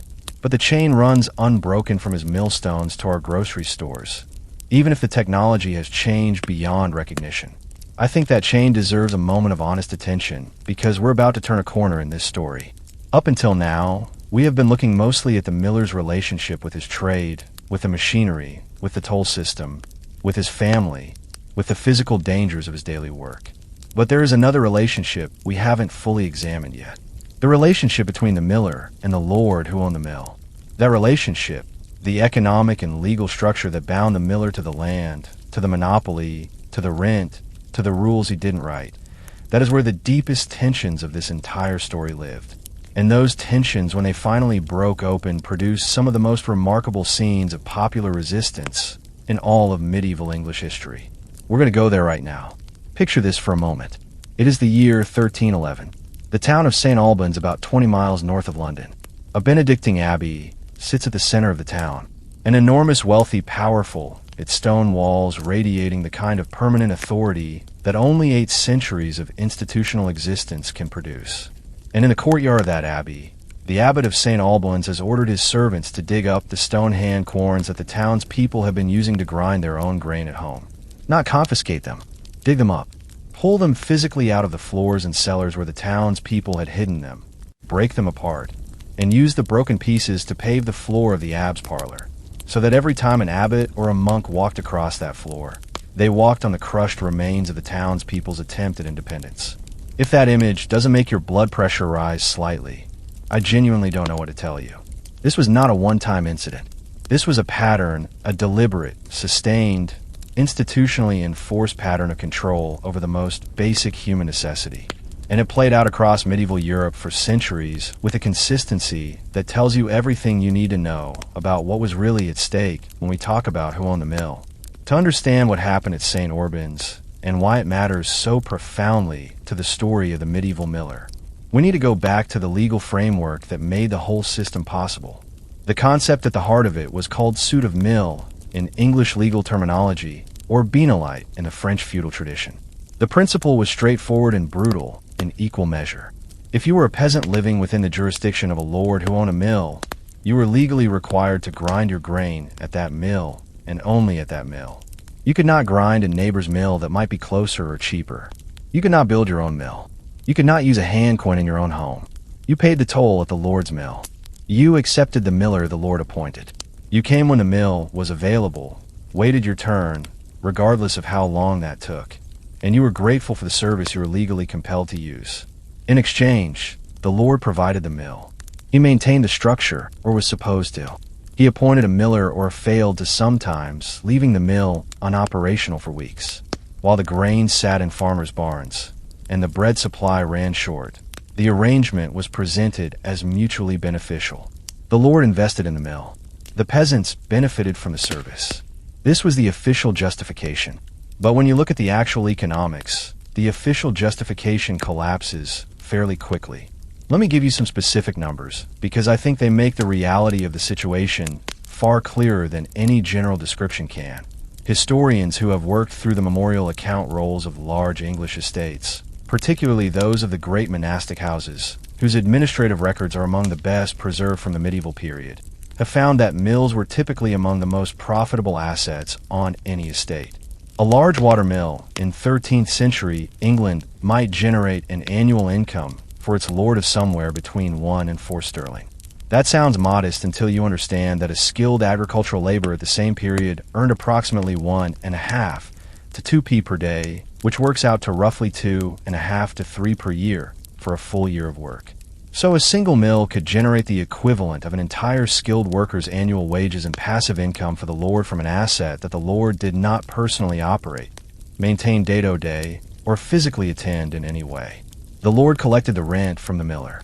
The miller collected the toll from the peasants. The peasants had no choice about any of it. And the mill itself, the physical structure, the machinery, the mill pond was legally the lord's property. If the mill needed significant repairs, the obligation to pay for those repairs was a matter of constant dispute. Lords who were happy to collect mill rents were sometimes considerably less enthusiastic about investing in mill maintenance. There are multiple documented cases in medieval English memorial records of mills falling into such disrepair that they became inoperable, while the lord continued demanding rent from the miller, and the peasants continued being legally prohibited from grinding elsewhere. Think about what that situation felt like from the peasant's perspective. You have grain. Your family needs flour. The mill you are legally required to use is broken. You cannot use any other mill. You cannot grind at home. What do you do? What many of them did quietly and persistently across the entire medieval period was exactly what the abbot of St. Albans was trying to stamp out. They ground their grain at home. The hand queer, that ancient technology that the watermill had theoretically superseded, never actually disappeared from medieval rural households. It went underground literally and figuratively. Peasants hid their chews under floorboards and outbuildings behind stacks of firewood. They ground small amounts of grain at home after dark, producing enough flour for a few days' bread without having to make the journey to the mill or pay the toll. The lords and the abbots knew this was happening. The persistence with which they hunted for and confiscated handcorns. The St. Albans incident was one of the most dramatic, but far from the only example. Tells you that household grinding was widespread enough to represent a genuine economic threat to mill revenues. And here is where the miller re-enters the story from an unexpected angle. Because the miller, remember, was not the lord. He was the operator, the tenant, the man in the middle, and his income from tolls depended directly on how many customers came through his door.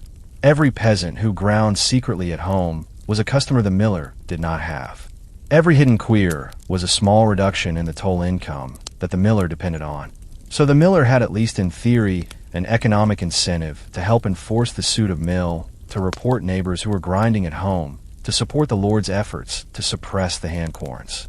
Whether individual millers actually did this, the historical record does not tell us consistently, but the structural incentive was there, and it added yet another layer to the complicated, uncomfortable position the miller occupied, potentially serving as an instrument of lordly control over the very community he lived and worked within. Some millers, the evidence suggests, did enforce zealously. Others almost certainly looked the other way. In small communities where everyone knew everyone, where the miller's own family might be related by blood or marriage to half the peasant households, the human complexity of that position must have been extraordinary. Now, I want to take you to St. Albans in its full historical detail, because the story there did not end with the abbot paving his floor with broken shoes. It continued for decades. It escalated, and it eventually produced one of the most remarkable scenes of organized popular resistance in the entire history of medieval England. The Abbey of St. Albans had been asserting its milling monopoly over the town since at least the 11th century. The townspeople had been resisting it in various ways for just as long. It was a conflict with deep roots, and like all conflicts with deep roots, it accumulated grievances over generations in ways that made it about far more than just flour. In the year 1327, 16 years after the floor paving incident, The townspeople of St. Albans rose in what historians of medieval England describe as one of the most organized and legally sophisticated popular uprisings of the pre-Black Death period. They were not simply angry. They were strategically angry. They had, over the years of conflict with the Abbey, developed a collective understanding of the legal instruments the Abbey used to control them, and they now attempted to use legal instruments of their own to challenge it. They petitioned Parliament. They produced documents, some genuine, some apparently fabricated, with remarkable skill, claiming ancient rights that predated the Abbey's milling monopoly. They organized a boycott of the Abbey Mill that was sustained over a significant period. The Abbey, for its part, responded with the full weight of its institutional authority. Legal proceedings, arrests, economic pressure. The townspeople of St. Albans did not win that particular confrontation. The Abbey was simply too powerful, its legal resources too deep. The uprising was suppressed. The milling monopoly continued. But the story didn't end there either, because history, unlike fairy tales, rarely has clean endings. In 1381, when the great uprising known as the Peasants' Revolt swept across England, St. Albans was among the first places where local people acted, and one of their first acts was to march on the Abbey and demand the return of the confiscated custones. The Abbey complied. Under duress, under the pressure of a nationwide movement that had terrified the English nobility for several weeks, the monks of St. Olans handed over the queer stones that had been embedded in the parlor floor. The townspeople carried them out into the streets. They distributed them among themselves, each family reclaiming a piece of the stone that represented their right to feed themselves on their own terms. It was a symbolic act, as much as a practical one. The cornstones were not going to replace the mill, but the act of taking them back, of physically reclaiming the object of their dispossession, meant something that went beyond the economic. It meant we remember what you did. We have not forgotten, and we are still here. The Peasants' Revolt of 1381 is a subject that deserves its own dedicated deep dive, and perhaps we will return to it on this channel someday. But I want to use it here to make a specific point about the millers' position within it, because millers appear in the records of the Peasants' Revolt in a fascinating and somewhat contradictory way. On one hand, millers were among the working people who participated in the uprising in various parts of England. They were not lords. They were not monks. They were craftsmen who worked for their living, who paid rent, who lived with the daily weight of the feudal system pressing on them. On the other hand, millers were also targets of popular anger in some localities because they were, as we have established, the visible face of the milling monopoly, the person you actually dealt with, the person who took your toll. The rage that had been building for decades against the lords, against the abbots, against the whole structure of compulsion and extraction, sometimes found its most immediate outlet at the miller directed at the miller who happened to be there. This is one of the great tragedies of systems of structural inequality. They create conditions in which people with legitimate grievances direct their anger at the wrong targets, not because they are stupid or irrational, but because the actual holders of power are too distant, too protected, too abstract to be confronted directly. And the person in the middle, the miller, the tax collector, the middle manager becomes the lightning rod. The miller who found himself the target of anger that properly belonged to his lord was experiencing something that has recurred throughout history in every society that has ever organized itself on principles of extraction and hierarchy. He was paying the price for someone else's system. Let me add one more dimension to this picture, because I think it fundamentally changes how we understand the whole story. The suit of mill did not only affect the peasants and the miller, it affected the quality of the milling itself. Here is something that strikes me as genuinely important and that I have not seen discussed often in popular accounts. When a mill operates in a competitive environment, when customers can choose where to take their grain, when a miller who does poor work loses business to a rival, there is a market incentive to maintain quality, to dress the stones carefully, to treat customers decently, to invest in the machinery. When a mill operates as a monopoly, when customers have no choice when they must come, regardless of the quality of service, that incentive disappears. The monopoly mill had no competitive pressure to perform well. Its customers were captive. Their grain would arrive regardless of the miller's behavior, because the alternative was a legal penalty. Historians of medieval agriculture have noted that complaint records from monopoly mills, the memorial court cases where peasants sought redress for poor milling, were common enough to suggest that quality was a persistent problem in the suit of mill system. Not universally, and not because every miller was negligent, but the structural incentive for excellence simply was not there in the way it would have been in a free market. The peasants got the service their lord's monopoly produced. Sometimes that was good service. Sometimes it was not. Either way, they had no recourse except the slow, expensive, rarely successful route of memorial court complaints. And the miller caught in the middle, as always, sometimes worked harder than the system required of him, because he had professional pride. Sometimes he didn't because the system didn't reward him for it. The monopoly degraded everyone it touched, including in its own way the man who operated within it. I find myself wanting to ask you something directly, if you're still with me here tonight. When you think about systems that compel people to use specific services, that remove competition, that concentrate power over basic necessities in the hands of those who already have the most, does any of that sound familiar? I'm not trying to draw a heavy-handed parallel. History is not a template that maps cleanly onto the present. The specific circumstances of medieval feudalism are genuinely different from anything in our modern experience. But the underlying dynamics, the monopoly, the captive consumer, the person in the middle who gets blamed for a system they didn't design, those dynamics have a way of persisting across centuries in different costumes. The medieval peasant grinding illegally at home in the dark, hiding the queer under the floorboard, was doing something that every person who has ever chafed against an unjust compulsion can understand at some level. And the miller who collected that peasant's toll the next morning, knowing the system was unjust, knowing the rage was legitimate, and going about his job anyway, because he had no other choice. That man's position is complicated enough to resist any simple moral verdict, which is, I think, exactly the kind of complication that good history should offer us. The story of the mill and the Lord's monopoly brings us to a question we haven't asked yet but can no longer avoid: where did God fit into all of this? Because the medieval world was not a secular world.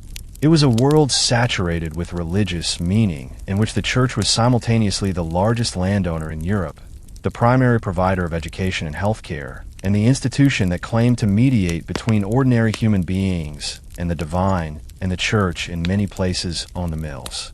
The relationship between the medieval miller and the institutions of faith, between the grinding stones and the altar, between the toll horn and the tithe, between the man who was called a cheat and the God who supposedly saw everything. That relationship turns out to be one of the strangest and most revealing chapters in this entire story. And that is precisely where we're going next. There is a sermon that was preached somewhere in northern France in the late 12th century. The exact location is lost, but the text survives in a collection of homilies from that period, and it contains a line that stopped me completely the first time I read it.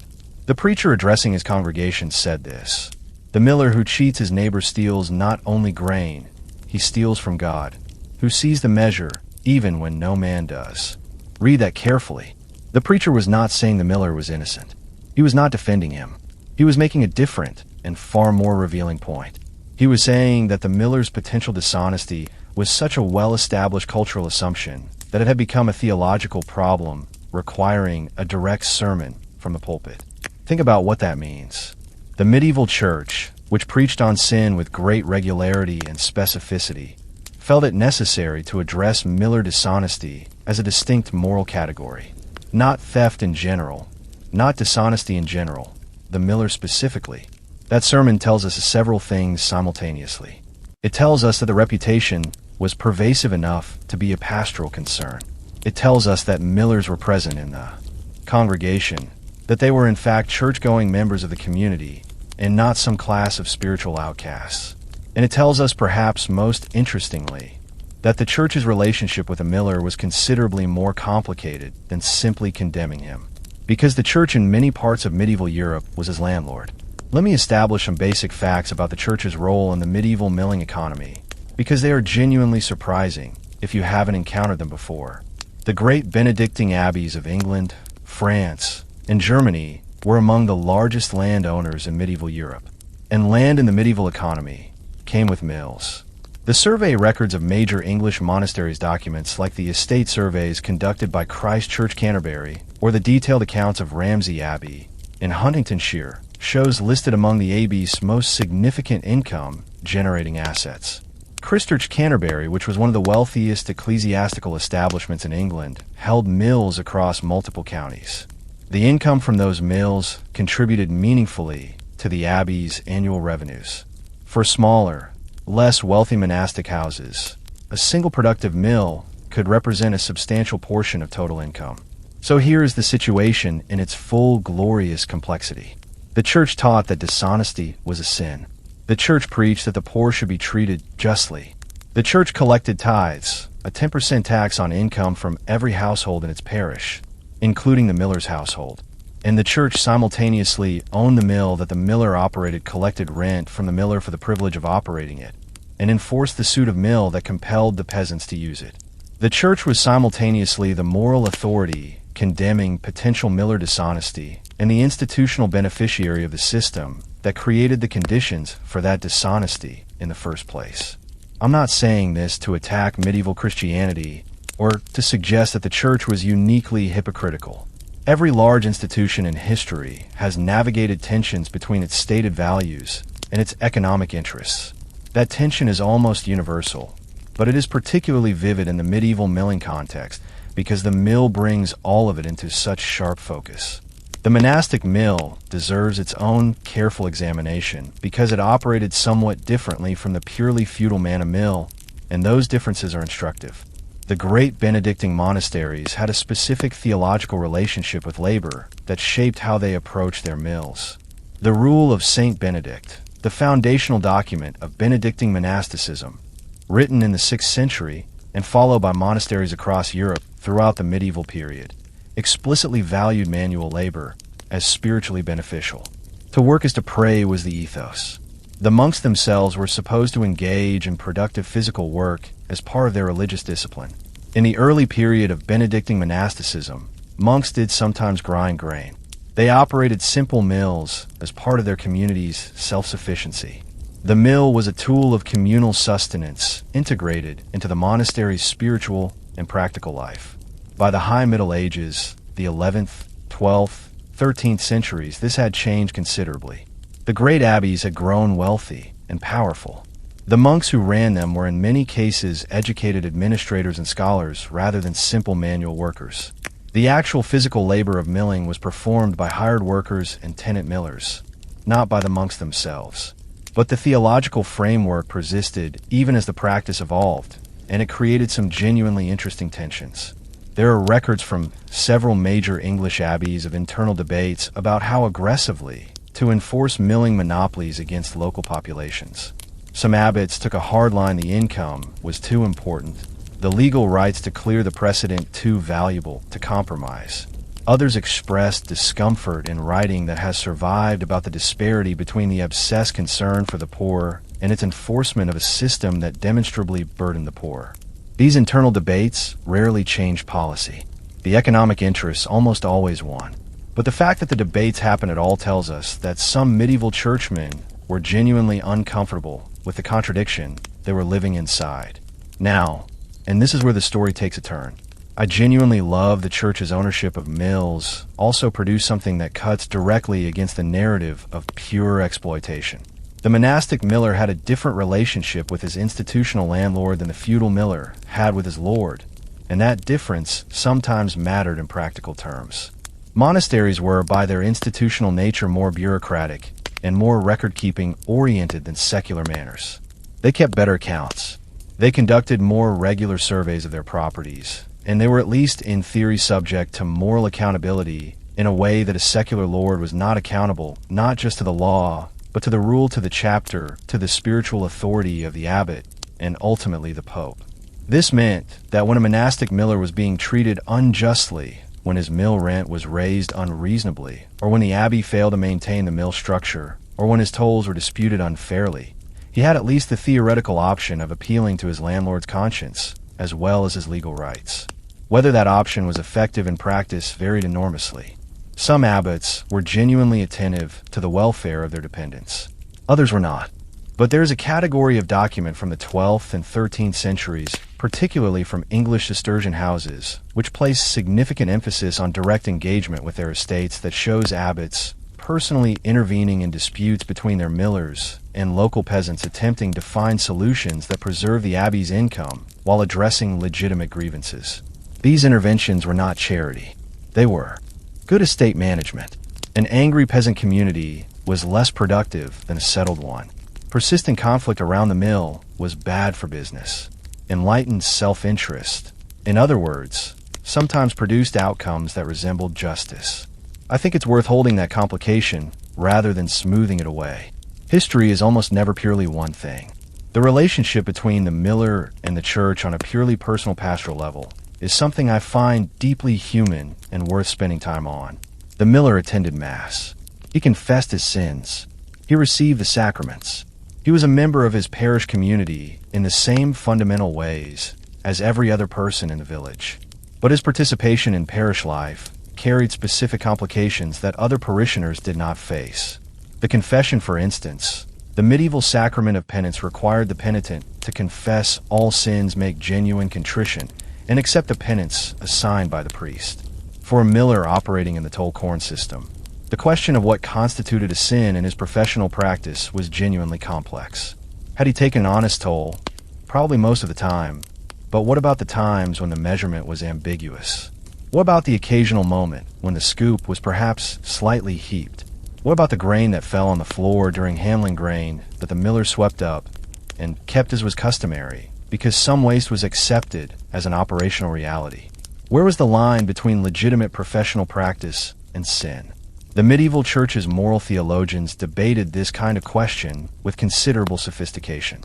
The genre of writing known as Summa for confessors, practical guides for priests hearing confessions from ordinary lay people, spent significant effort on the moral complexities of commercial life, including milling. The theologian William of Padua, writing his Oculus Satis, which translates as the eye of the priest, in the early 14th century, specifically addressed the question of how a confessor should handle a miller who was uncertain about the fairness of his own tolls.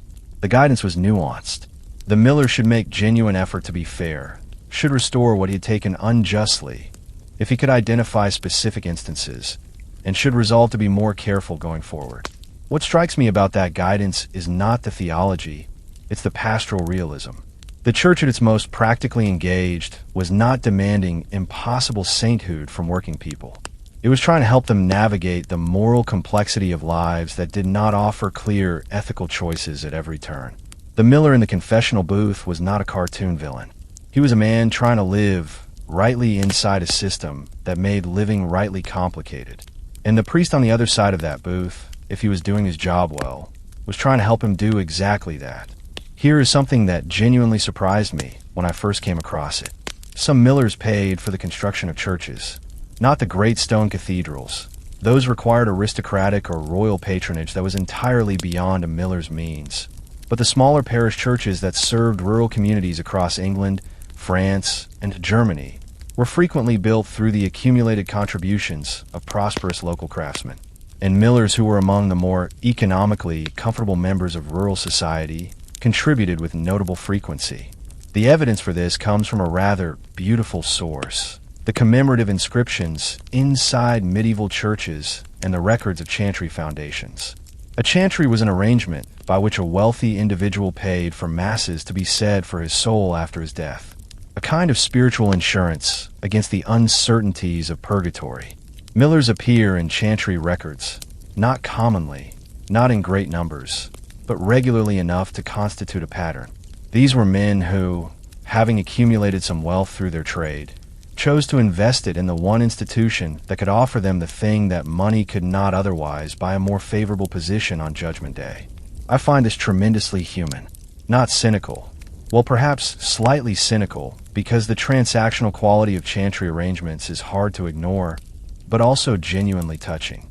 Because what it tells us is that the miller took his spiritual situation seriously, that he was aware of his reputation, that he felt the weight of the golden thumb mythology pressing on his conscience. A man who didn't care what God thought of him didn't pay for masses. The miller who gave money to build his parish church was making a statement that went beyond theology.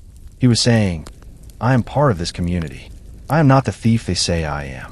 I have a soul that deserves prayers. The church, to its credit, took his money and said the prayers. There is one more dimension of the miller's spiritual life that I want to bring in before we leave this chapter. And it is perhaps the strangest of all, the folklore. Because in the folk traditions of medieval Europe, the stories that circulated orally among ordinary people, stories that were often in tension with or entirely outside the official theology of the church, the mill occupied a genuinely uncanny place. Mills operated at night. Mills made loud, strange sounds. Mills sat near water, which in European folk tradition was always associated with the boundary between the human world and other kinds of existence. Mills transformed raw material into something fundamentally different, and transformation in folk tradition was always a little dangerous.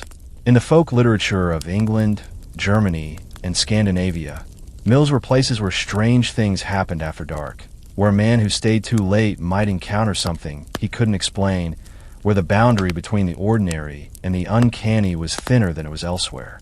The miller who spent his nights in that place, who was sometimes still working when the rest of the village had long been asleep, who knew the mill's sounds and shadows in a way nobody else did, was tainted by association with that uncanniness. This is separate from the economic suspicion we've discussed. It's something older and stranger, a residue of the pre-Christian worldview that the church had officially replaced, but had never entirely erased from people's imaginations. The miller who heard strange sounds in the mill at night, and there were always strange sounds, the settling of the structure, the movement of water, the creak of wood in changing temperature, had to decide how to interpret them. The church's interpretation, natural phenomena, nothing to fear, God is everywhere. The folk tradition's interpretation, something is here, something that operates by different rules, something that the mill's boundary-crossing nature has attracted. Some millers, the folk literature suggests, made accommodations with that something, left small offerings, observed small rituals, maintained a kind of pragmatic relationship with the uncanny that ran parallel to their official Christian piety. Was this superstition, yes, by the strict theological standards of the medieval church? Absolutely. Was it also deeply human? Equally absolutely. When you work alone in a loud, dangerous, mysterious place in the dark, the human need to feel that you have some relationship with whatever forces operate, there's almost irresistible. The miller's spiritual life, in other words, was layered. It contained the official faith, the confessional box, the chantry mass, and it contained the older, quieter, stranger layer underneath, as most human spiritual lives do, if we're honest about it. What I take from this chapter of the miller's story is something about the persistence of humanity in the face of institutional complexity. The miller lived inside a system, feudal ecclesiastical economic, that defined him from the outside in ways he had limited power to change. He was the suspicious one, the potentially dishonest one, the one whose morals needed addressing from the pulpit. And yet he went to Mass. He confessed his sins. He contributed to the church building fund. He tried to navigate his professional life with some degree of integrity inside a system that made integrity genuinely difficult to define. He was, in other words, doing what most people do in most times and places, trying to live a recognizable human life inside structures that were not designed for his convenience. The church saw that at its best moments, the medieval church tried to meet him where he was, not to excuse his failings, but to accompany him through the difficulty of living rightly in a complicated world. Whether it succeeded is as always a question that history answers differently depending on whose experience you center. We have walked a long way through this story tonight, from the paradox of the man who was hated and essential, through the machine that changed civilization, through the dangerous, skilled, dust-filled days of his work, through the family that held everything together, through the monopoly that trapped everyone it touched, through the church that both condemned and profited from his predicament. But there is a chapter we have not yet reached, a chapter that cuts to the very heart of why any of this matters. Because we haven't yet talked about what happens when the harvest fails, when the grain runs out, when the people who depend on the mill begin to die, the miller's role in times of famine, the power he held, the choices he faced, the impossible human weight of controlling the food supply when the food supply itself was failing. That is a story that will change how you see everything we have discussed tonight. And it begins right now. The spring of 1315 began badly and got worse across northern Europe, England, France, the Low Countries, Germany, Scandinavia. The rains that arrived in late spring simply did not stop. They continued through summer. They continued into autumn. The harvest of 1315 was, in the clinical language of modern agricultural historians, a catastrophic failure across virtually the entire northern European breadbasket simultaneously. And then it happened again in 1316 and again partially in 1317. By the time the crisis finally began to ease around 1322, somewhere between 10 and 25% of the population of Northern Europe had died. The specific figures vary by region and by the historian doing the estimating, but the range is not disputed. Millions of people gone. Not from plague. The Black Death would not arrive for another generation. From hunger, from the diseases that hunger makes you vulnerable, to, from the slow grinding gun dramatic catastrophe of not having enough food for 7 consecutive years. Historians call it the Great Famine, and I want to tell you tonight about what the Great Famine looked like from inside a medieval mill.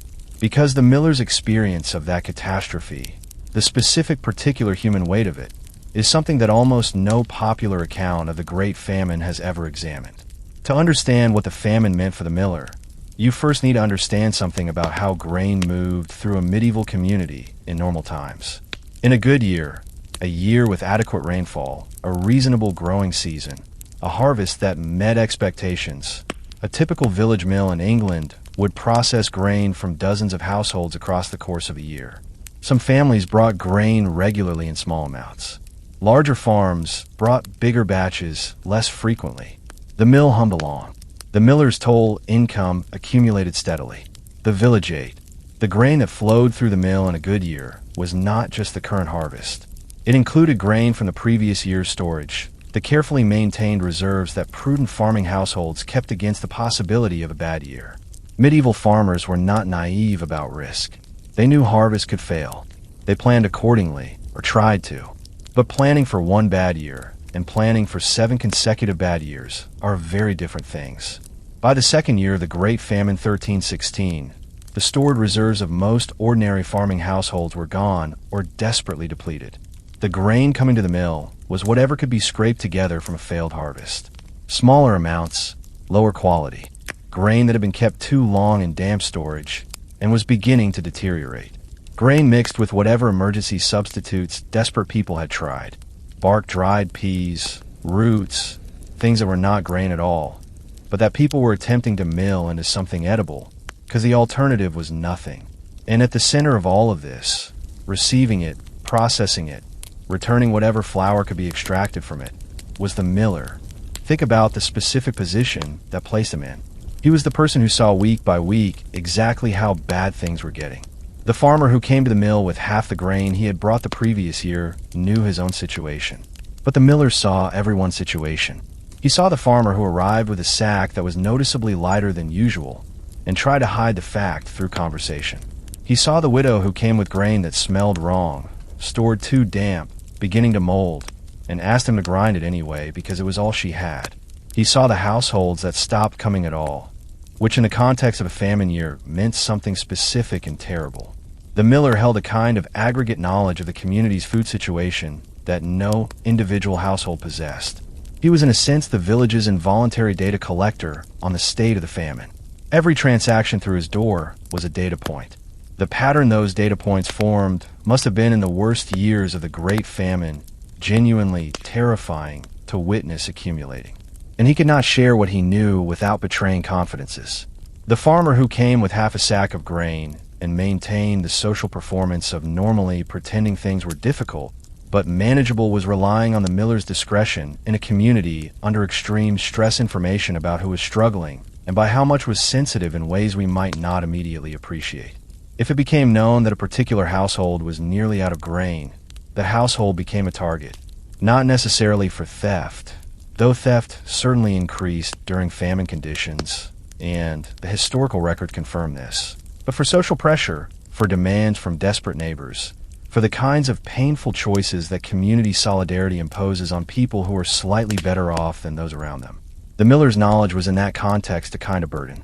The grain queue of the mill during famine years also underwent a transformation that contemporary chronicles the accounts written by monks and clerics who observed the Great Famine from their own vantage points describe with obvious distress. In normal times, the queue at the mill had its own social logic. Larger landholders might expect a degree of priority. Established customers had relationships with the miller that smoothed the process. There was hierarchy, but it was a familiar, navigable hierarchy. During the Great Famine, that hierarchy broke down in ways that contemporary observers found shocking precisely because the breakdown violated the social order that everyone had assumed was permanent. People who had never needed to worry about food arrived at mills in states of open desperation. Minor nobility people who would ordinarily have had servants handle such transactions came personally because the situation was too urgent to delegate. Wealthy merchants who had always purchased their grain pre-processed found themselves dealing directly with millers for the first time in their lives.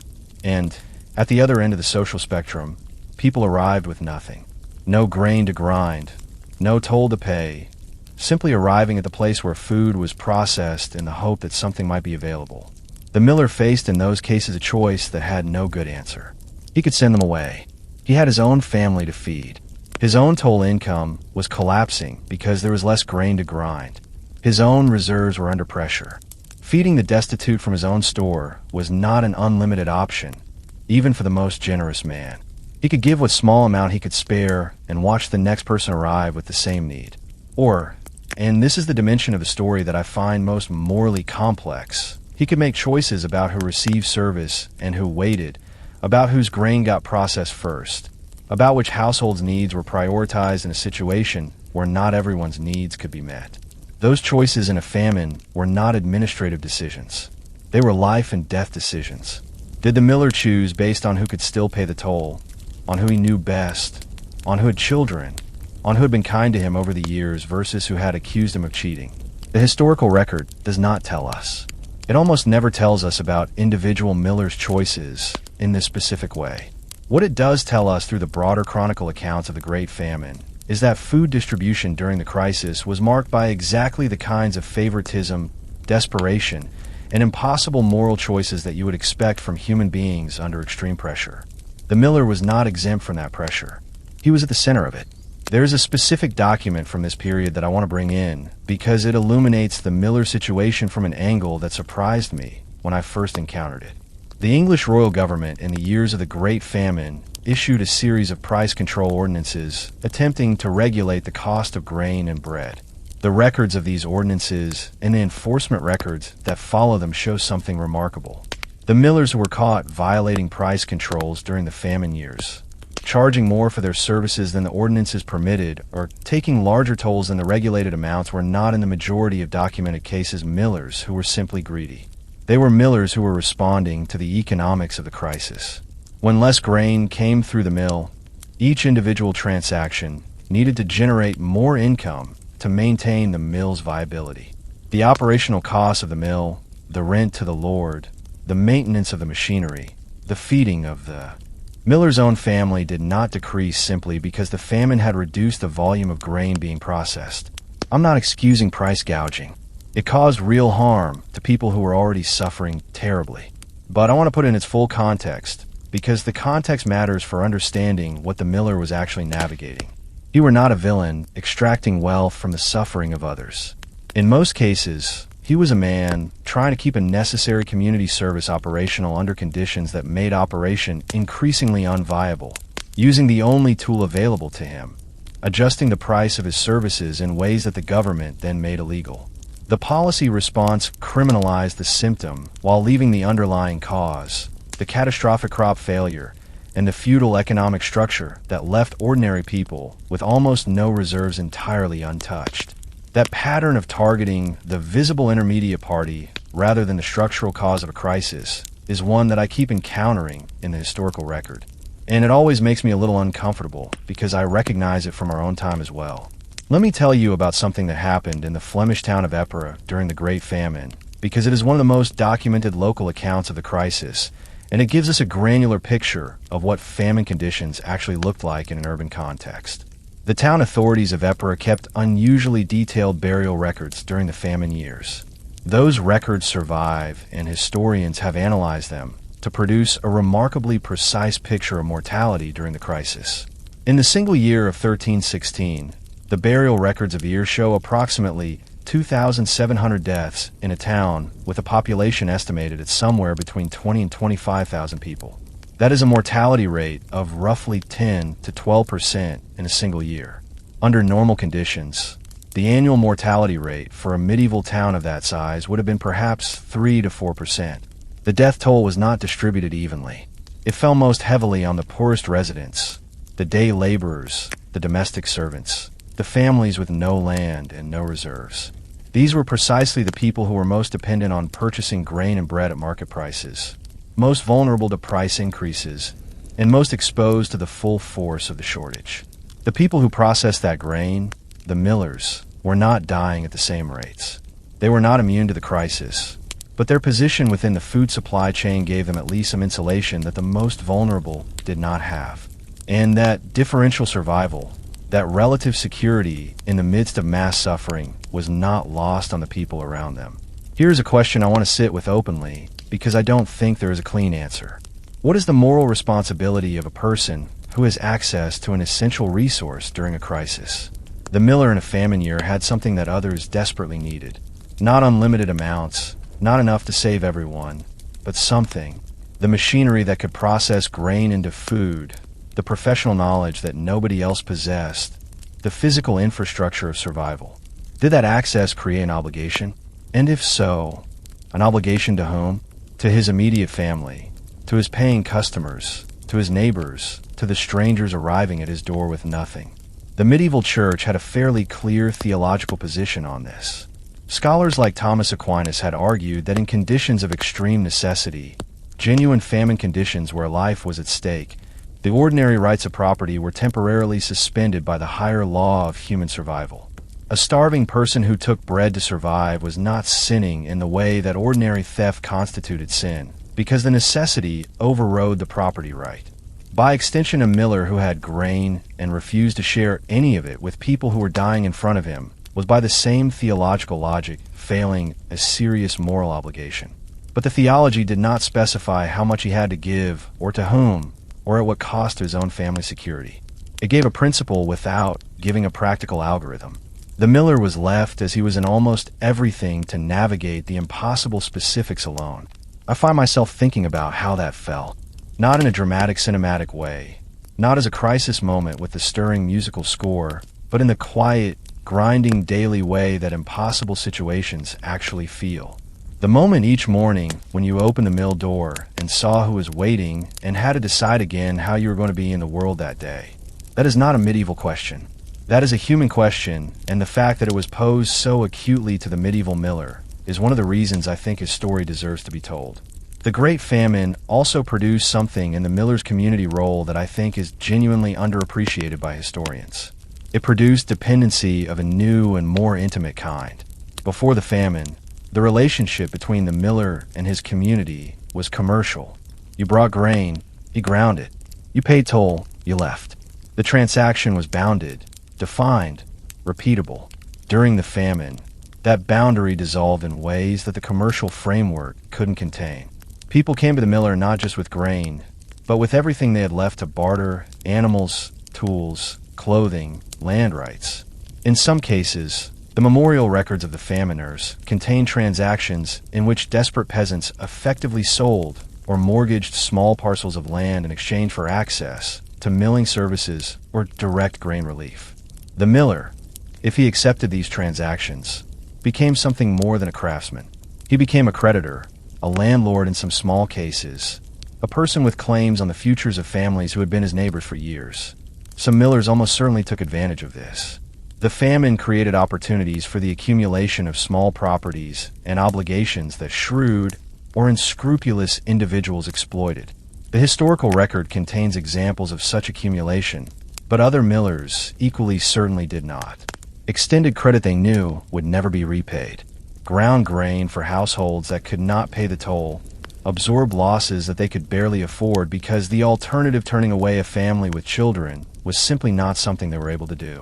The historical record captures both kinds of behavior, and I think we should resist the temptation to decide which was more common.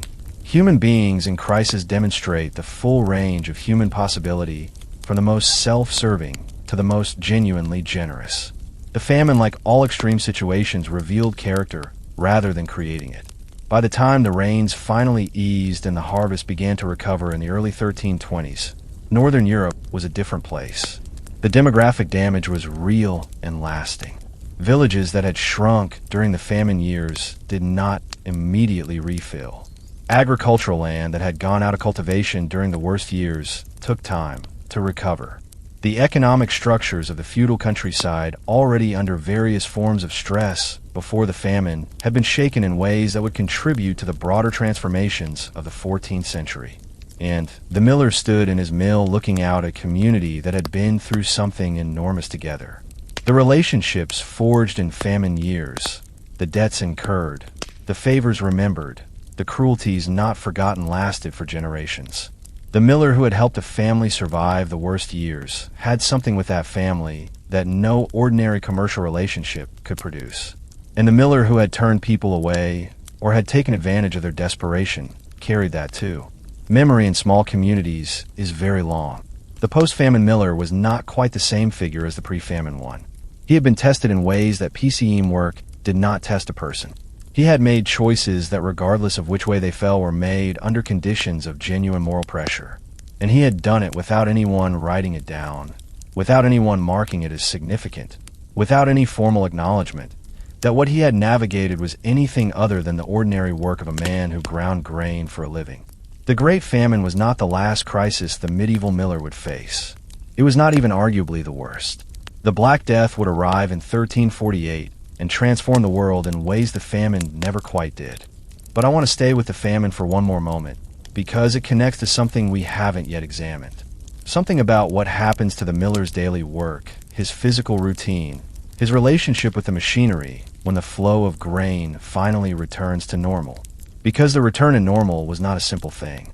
After years of scarcity, the return of abundance brought its own complications, its own adjustments, its own revelations about what the miller's role actually meant to the community that had survived alongside him. And the evening of the miller's working day, the quiet hours after the last customer left, and the millstones finally stopped turning, that is where the fullest reckoning with all of it took place. That is where we are headed in the next part of our journey. Somewhere in the late afternoon, the pace changes. Not dramatically, not all at once, but if you had been standing in the millard on an ordinary working day in, say, 13th century Lincolnshire, you would have felt it. The queue of customers that had stretched out through the morning hours has thinned. The urgent cases, the baker who needed flour by mid-morning, the household that had run completely out and sent someone at first light, those have been handled. What remains in the afternoon is slower, quieter, more deliberate, and the miller, who has been in continuous motion since before dawn, begins the gradual process of bringing his day to a close. I want to spend this part of our journey in that quieter space, not because the evening hours were uneventful. They were not, as we will see, but because the end of the miller's day reveals something about his character and his craft that the busy hours obscured. The evening is when the invisible work became most visible, when the maintenance and the reflection and the record-keeping that held the whole operation together finally got their due attention. And it is, I think, some of the most humanly interesting material in this entire story. The first thing to understand about the miller's late afternoon is that the transition from active grinding to end-of-day operations was not a simple matter of turning off a switch. You cannot simply stop a watermill. The water keeps flowing. The wheel keeps turning unless you physically intervene to stop it. The sleeve gates have to be managed carefully. If you close them too abruptly, you create pressure in the mill pond that can damage the dam structure. If you leave them partially open, the wheel continues to turn at reduced speed or in the machinery unnecessarily. There was a specific sequence of actions required to bring a watermill to rest safely, and that sequence had to be performed with attention and care regardless of how tired the miller was by that point in the day. He adjusted the sleeve first, reducing the water flow gradually rather than cutting it off suddenly. He monitored the wheel as it slowed, listening for any sounds that suggested a component was under unusual stress as the speed decreased. He disengaged the millstone drive mechanism before the wheel stopped completely so that the stone could come to rest without the full weight of the rotating system bearing down on it. For the windmill miller, the equivalent process involved securing the sails, either furring the sailcloth or in stronger winds, turning the mill body, so the sails faced away from the wind direction before securing them. This process could be physically demanding, particularly in late autumn and winter, when the wind was often at its strongest and the light was already failing. The end of the working day at a medieval mill was, in other words, its own technical operation. Skilled, sequential, consequential, not a formality, but a craft.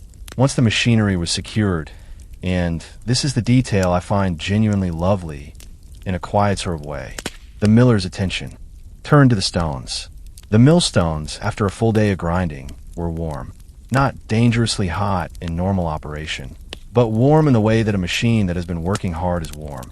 And the miller, as part of his end-of-day routine, would run his hand carefully across the surface of the runner stone, feeling for hot spots, areas where the stone had been grinding too close to the bedstone, areas where the carved furrow pattern was beginning to wear unevenly. This tactile inspection was information. It told him whether the stone needed redressing sooner than scheduled. It told him whether the gap setting needed adjustment for the following day. It told him whether anything had happened during the day's grinding that required attention before the next morning. The hand on the warm stone in the quiet of the late afternoon with the machinery still and the dust beginning to settle. That image stays with me.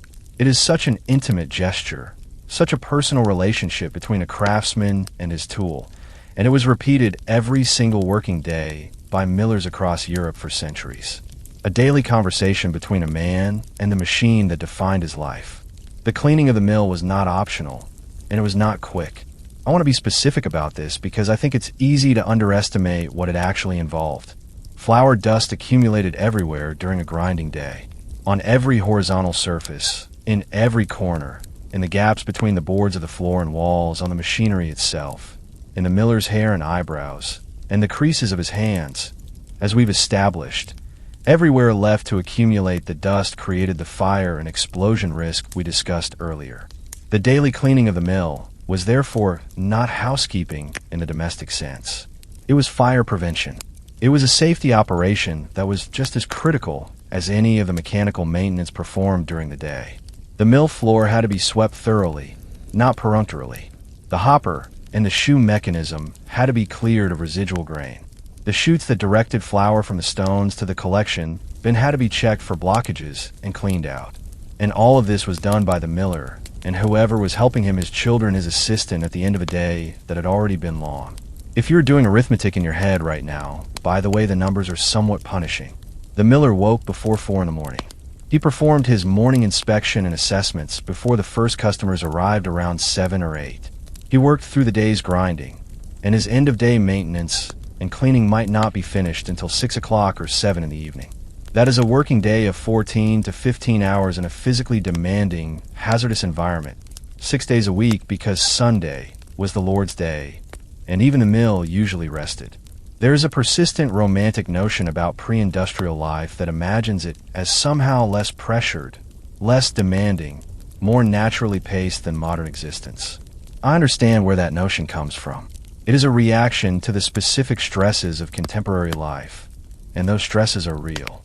But for the miller, that notion is simply not accurate. His life was physically harder than almost anything most people in the modern world experience. The hours were longer. The risks were greater. The margin for error was smaller. And the social rewards, the recognition, the respect were, as we have established thoroughly by now, largely absent. The bookkeeping. I want to talk about this because it is consistently overlooked in popular accounts of medieval craft life, and yet was a genuine and significant part of the miller's daily work. Medieval millers kept records, not always written records. Literacy rates among the rural working population were low, though not non-existent, and many millers operated through memory and tally systems rather than written accounts. But records of some kind in some form were necessary for the mill to function as a commercial operation. The tally stick was the most common recording tool in medieval England for exactly this kind of commercial transaction. It was a split piece of wood, typically hazel or willow, on which notches were cut to record quantities and transactions. The two halves of the stick were kept separately, one by the miller and one by the customer, and they could be matched together to verify a transaction. The word tally itself comes from the Latin Italia, meaning a cut stick. The miller's collection of tally sticks accumulated over weeks and months constituted his accounting system. At the end of each day, he needed to reconcile the day's transactions, which customers had paid their toll in full, which had arrangements to pay later. Had anyone's grain come in that needed to be held until the following day for the millers who were literate. And this was more common than we might assume, particularly among millers associated with larger estates, where some administrative literacy was valued. There were actual written accounts. The memorial records that survive from large medieval estates sometimes include detailed mill accounts written in the miller's own hand or dictated to a scribe who worked with the miller. These documents are, when you read them carefully, quietly extraordinary. They are the working records of a medieval craftsman's business life. Names of customers, quantities of grain, toll amounts, occasionally notes about disputes or unusual circumstances. They're also very often the only place where the miller appears as an individual voice rather than a type. The scribe recording a dispute about tool, or the miller noting a customer who had failed to collect their flour and owed a storage fee. These fragments of administrative prose are as close as we usually get to hearing a medieval miller speak in his own words. The evening meal at the mill household was not typically a relaxed family gathering. I say this not to be grim, but because the timing and character of it was shaped by the mill schedule in ways that distinguished it from other village households. The miller's family ate when the work allowed. On a busy, grinding day, that might mean a cold midday meal grabbed in the intervals between customers, and a proper evening meal only after the cleaning and maintenance were finished. In winter, that could mean eating in near darkness. The day's work finally done. The family gathered around the fire in the mill house. What they ate was in most cases better than what most of their neighbors ate. Not dramatically better. The miller was not wealthy enough for that. But the access to grain and flour that came with the trade meant that the miller's family typically had more reliable access to bread than the average peasant household. In good years, this was a modest advantage. In bad years, and we have just finished discussing what the very bad years looked like, it was the difference between managing and not managing. The evening meal was also when the family talked, and I suspect, though I cannot prove this, that the conversations around the miller's table were more thoroughly informed about the state of the community than those in almost any other household. The miller's wife had managed the household customers through the day. The miller himself had processed dozens of transactions, observed the condition of dozens of families' grain stores. The older children had helped with tasks that gave them their own window into the day's social fabric. If you wanted to know the true state of your village in medieval England, who was struggling, who was doing well, what tensions were building, what news had traveled through, with which customer the miller's family dinner table was where that knowledge concentrated. That is a kind of power. Quiet, unofficial, unacknowledged, but real. After the meal, before sleep, there was one more task that the dedicated miller performed almost every evening. He went back to the mill, not to grind, not to clean, but to check. The last check of the night was a habit so deeply ingrained in miller culture that it appears across accounts from multiple countries and multiple centuries as a near universal practice. The miller walked through the mill one final time in whatever light he had available, a candle, a lantern, moonlight through the open door, and satisfied himself that everything was in order, the slee gates properly set, the sails properly secured, the stones properly at rest, no smell of heat or moisture that shouldn't be there, no sound of movement where there should be silence. It took perhaps 15 minutes, 20 on a night when something felt slightly wrong and needed a second look. Those 15 minutes were in a way the most personal part of the miller's entire day. The most reflective, the moment when the craftsman's relationship with his craft was at its most direct and uninterrupted, without customers or family, or the social performance of the working day, just him and the machine in the quiet at the end of everything. What did he think about in those minutes? The question is unanswerable, of course. The historical record does not preserve the private thoughts of medieval craftsmen making their last rounds at night. It barely preserves their public actions. But I find myself drawn to imagine it anyway, because I think the quality of a person's relationship with their work is revealed most clearly in the moments when they tend to it out of choice rather than necessity. When the customers are gone and the family's waiting and there is no one watching and you go back anyway because you care about the thing itself.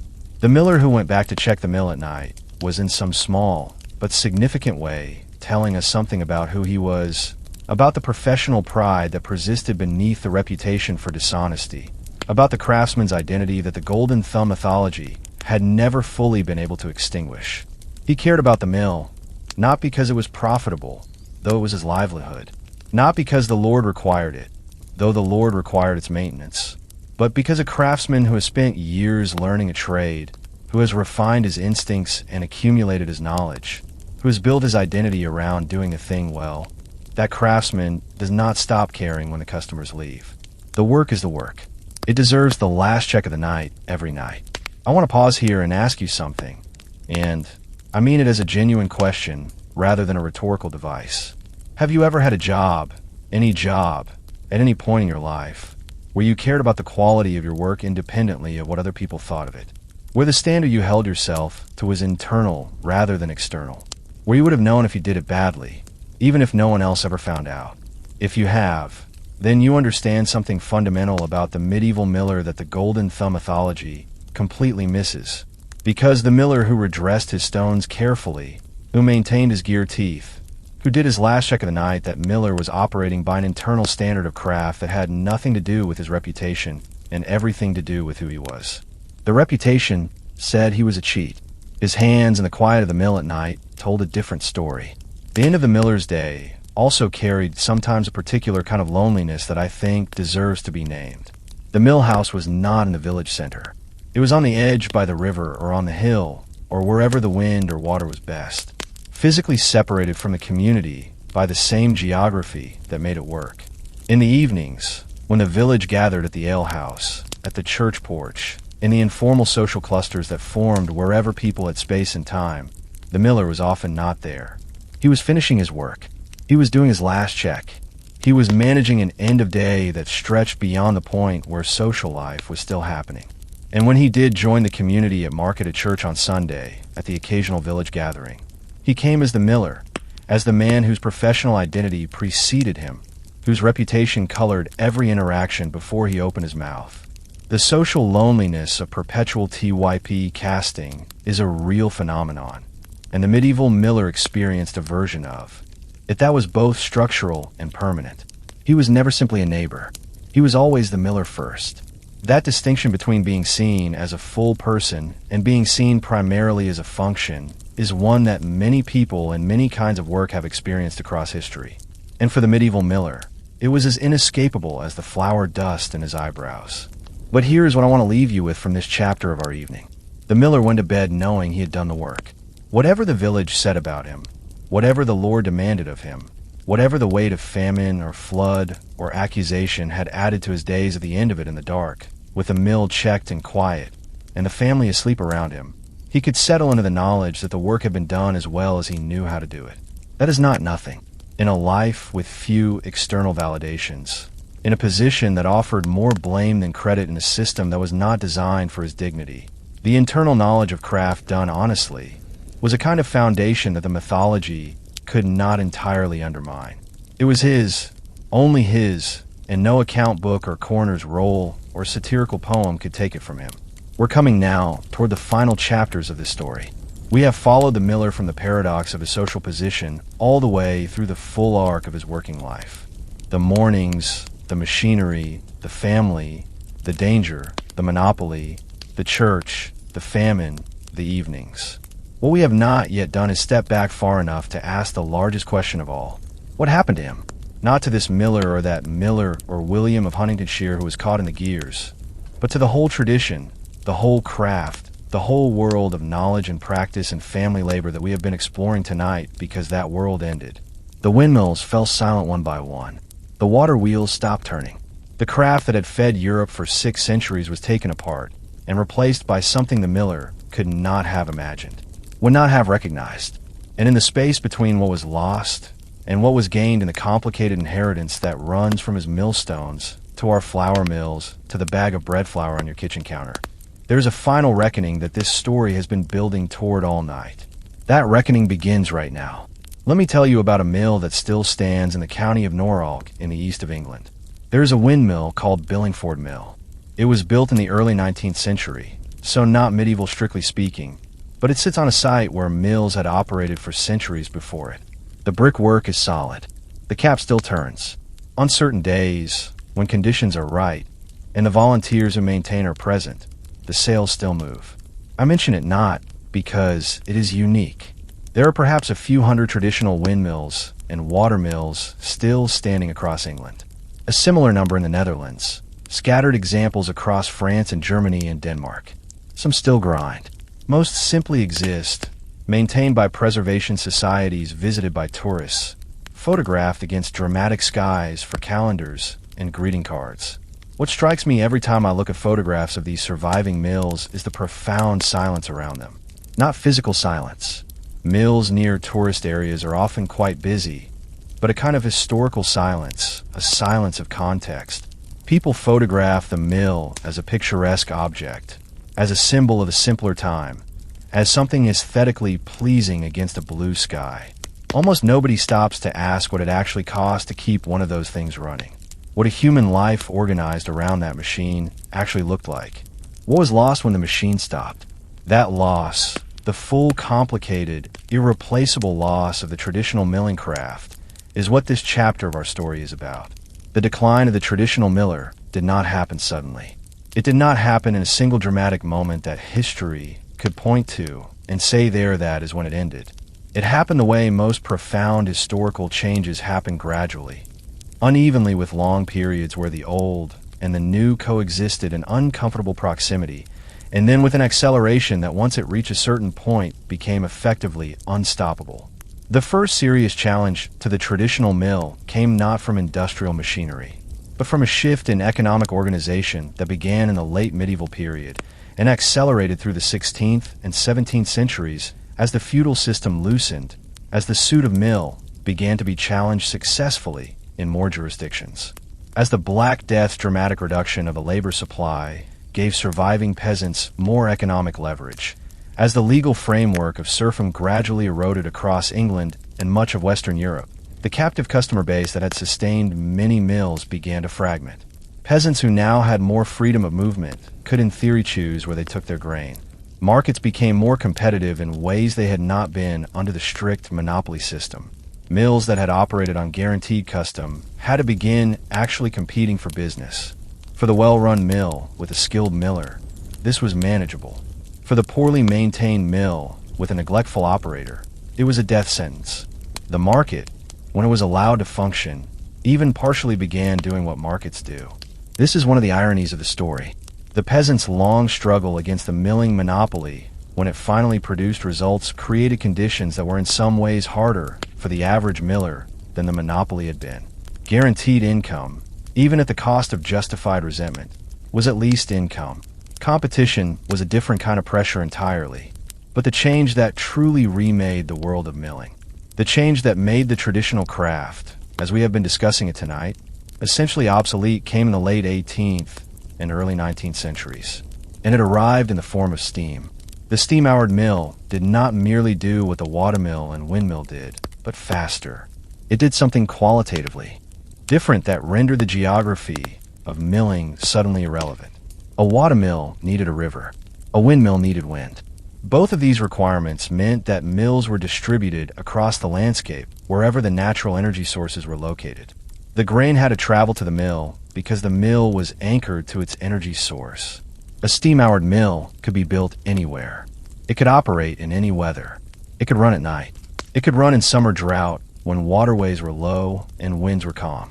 It could be scaled to sizes that no watermill or windmill could approach, massive industrial facilities, processing hundreds of tons of grain per day, rather than the few tons that a traditional mill managed in a week.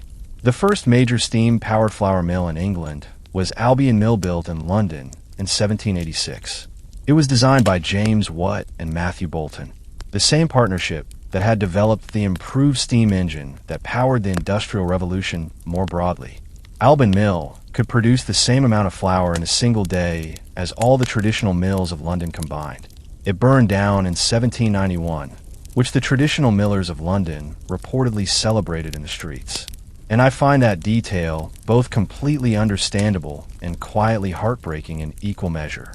Understandable because Albion Mill threatened their livelihoods in a way that was sudden and overwhelming. Heartbreaking because the fire didn't save them. It only delayed the inevitable by a few years. The technology that Albion Mill represented was not going away. What happened over the following century, roughly 1800-1900, was one of the most thorough and rapid destructions of a skilled craft tradition in human history.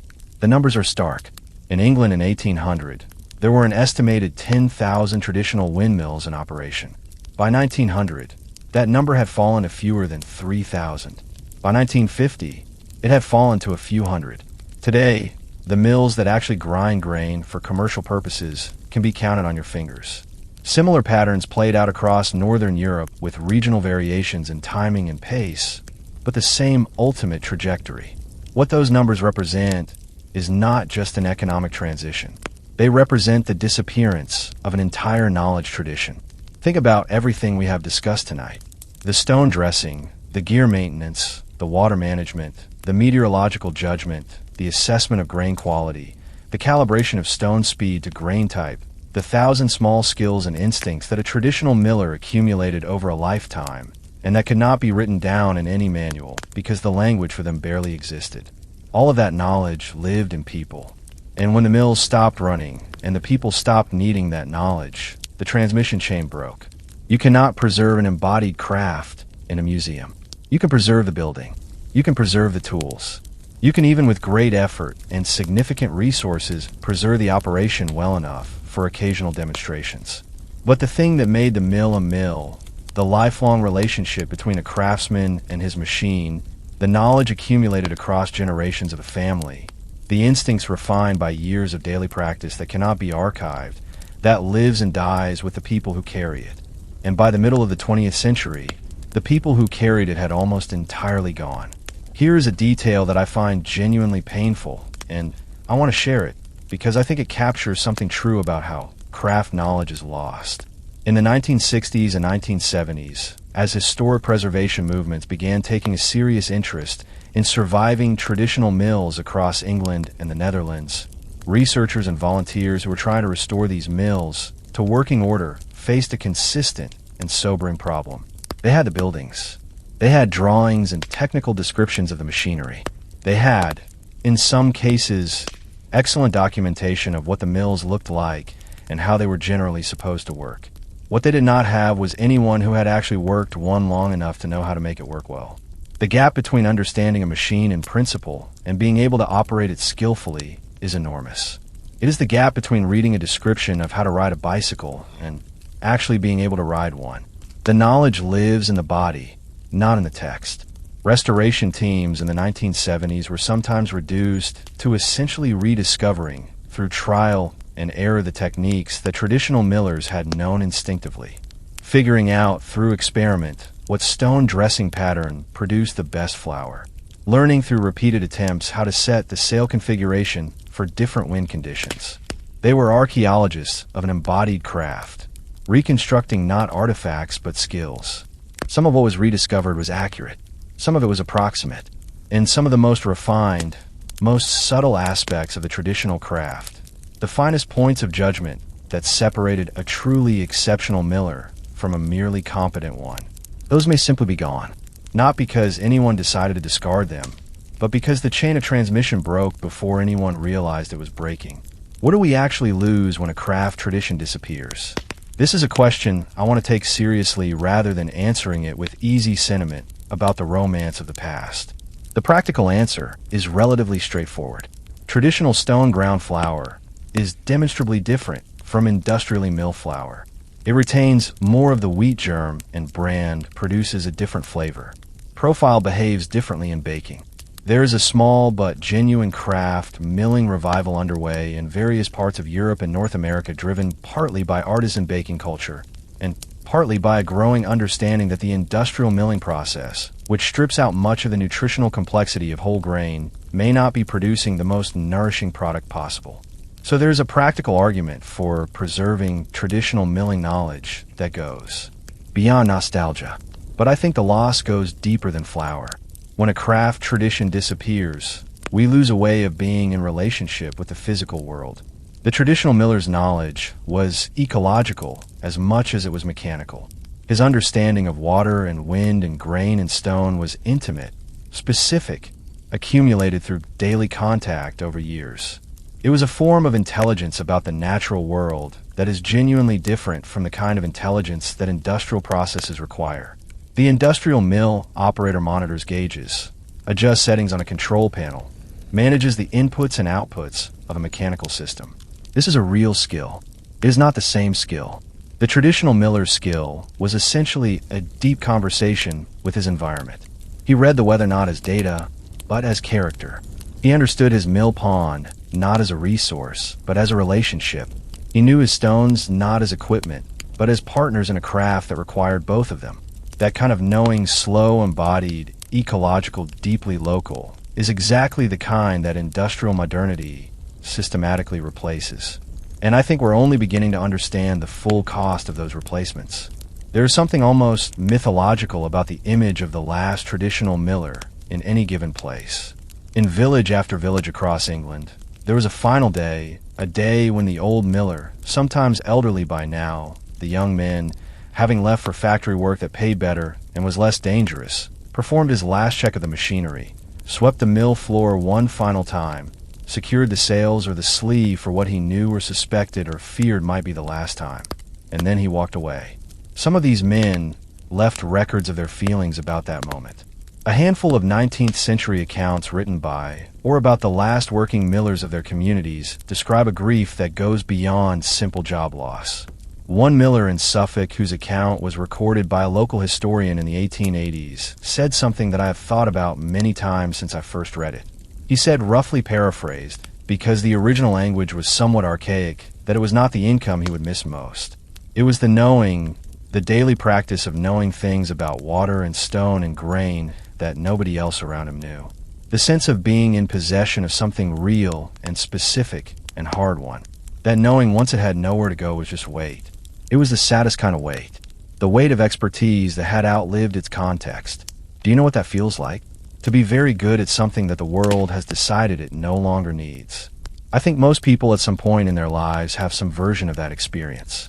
And hearing it described by a 19th century miller in those terms in the language of loss, rather than simply of economic hardship, makes the medieval miller's story feel suddenly very close.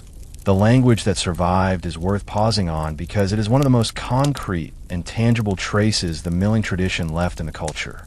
The English language is full of mill-derived expressions that most people use without any awareness of their origins. Run-of-the-mill, meaning ordinary, unremarkable. It comes directly from the grain mill. Run-of-the-mill. Flour was the standard, undifferentiated product that came straight off the stones without any special processing. Millstone around one's neck. A burden so heavy it cannot be escaped. The images of the runner stone, that half-ton to full-ton grinding surface attached to a person. Not metaphorically heavy, literally, physically, actually heavy. The expression means what it says, grist to the mill. Useful material, something that can be worked with. Grist was grain ready for grinding. To bring grist to the mill was to bring the thing that made the whole operation possible. Put through the mill. We to be subjected to a difficult grinding experience. Again, the metaphor is exact. The mill grinds. What passes through it comes out transformed by a process that is not gentle. These expressions are so embedded in everyday English that we use them without thinking. But every time someone says run-of-the-mill in a business meeting or says a difficult experience, put them through the mill. They are reaching back, unconsciously, unknowingly, to a world that has been gone for well over a century. The miller left his fingerprints on a language. Long after the stones went quiet, long after the last tally stick was thrown away, long after the flour dust settled permanently, the words remained. I want to share one more thing before we reach the final chapter of this story. The craft milling revival. I mentioned earlier the small but genuine movement toward traditional stone ground flour that has been gaining momentum over the past 2 or 3 decades is not simply a food trend for the people involved in it most seriously. It is an attempt at recovery. Not the serious millers in this movement are not trying to recreate a romanticized past. They're trying to recover specific practical knowledge that was nearly lost, and that turns out to have genuine value. Young millers in England, in the Netherlands, in Vermont, and New York and Oregon are learning to dress stones, learning to read grain, learning to listen to the machinery in the way that the medieval miller listened to it, as a conversation rather than a monitoring task.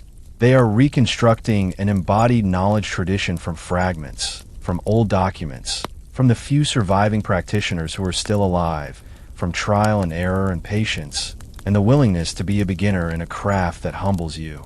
And when I read about these people, when I see photographs of 25-year-olds covered in flour dust running their hands across warm millstones, learning to hear what the machinery is telling them, I feel something that I can only describe as a kind of relief. Not because the tradition is fully recovered. It isn't. Not because the losses have been undone. They haven't. But because the chain of transmission broken for a century is being reattached imperfectly, partially with gaps that may never be fully filled, but being reattached.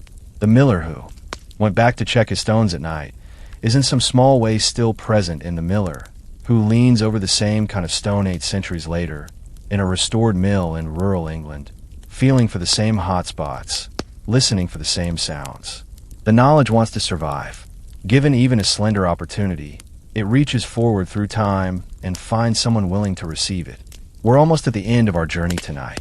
We have covered a great deal of ground from the paradox of the essential and despised miller through the technology that changed civilization, through the dangerous and skilled work of the mill day, through the family and the famine and the feudal system and the church and the evening quiet and the last check of the night. And now, here at the edge of what we know, I want to take one final step back to ask what this whole story in its entirety means for us. Not as history, not as an interesting collection of medieval facts, though I hope it has been that too, but as something we can carry forward, because the miller's story is not finished. Not really. It is still speaking in flour and in language, and in the hands of the people who are learning right now to dress a millstone. And in the last chapter of tonight's journey, I want to tell you exactly what I think it is saying. That conversation, the final one, begins right now. We have been traveling together for a long time tonight, and I want to begin this final chapter the same way the miller began each of his mornings, by standing still for a moment, by taking stock of where we are before we move forward. Because I think that is what the miller's story ultimately teaches more than anything else. The value of standing still long enough to actually see what is in front of you. We live in a world that moves very fast and remembers very selectively. A world that tends to preserve the names of kings and generals and inventors, while quietly discarding the people who made the king's bread, who fed the generals' armies, who ground the grain that sustained the inventors long enough for them to have their ideas. The medieval miller was one of those quietly discarded people.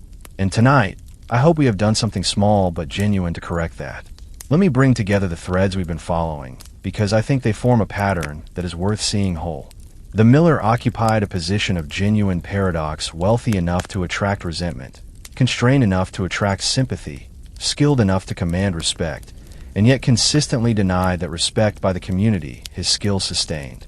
He was essential and invisible simultaneously, powerful within his small domain, and profoundly vulnerable within the larger system that enclosed him. That paradox is not unique to the medieval period. It is not unique to milling. It describes a category of human experience that recurs across time and place with remarkable consistency. The person who does the indispensable work. The person whose expertise is invisible precisely because it functions so seamlessly. The person who catches blame when things go wrong and receives no credit when things go right. The person who stands in the middle of a system they did not design, serving as the human face of structures that would exist with or without them. If you have ever been that person in any context at any scale, then the medieval miller's story is in some meaningful sense your story, too. I want to spend a few minutes on the legacy question in a way that I don't think I've fully addressed yet. We talked in a previous chapter about the language, the expressions that survive the mills themselves. Run of the mill, grist of the mill, millstone around one's neck. Those linguistic fossils are real, and they're interesting. But the legacy I want to focus on now is something less tangible and more profound. The medieval miller, along with the thousands of other skilled craftsmen whose trades have been swept away by industrial transformation, left us a question that our own time is only beginning to take seriously. What is the relationship between human beings and the work they do?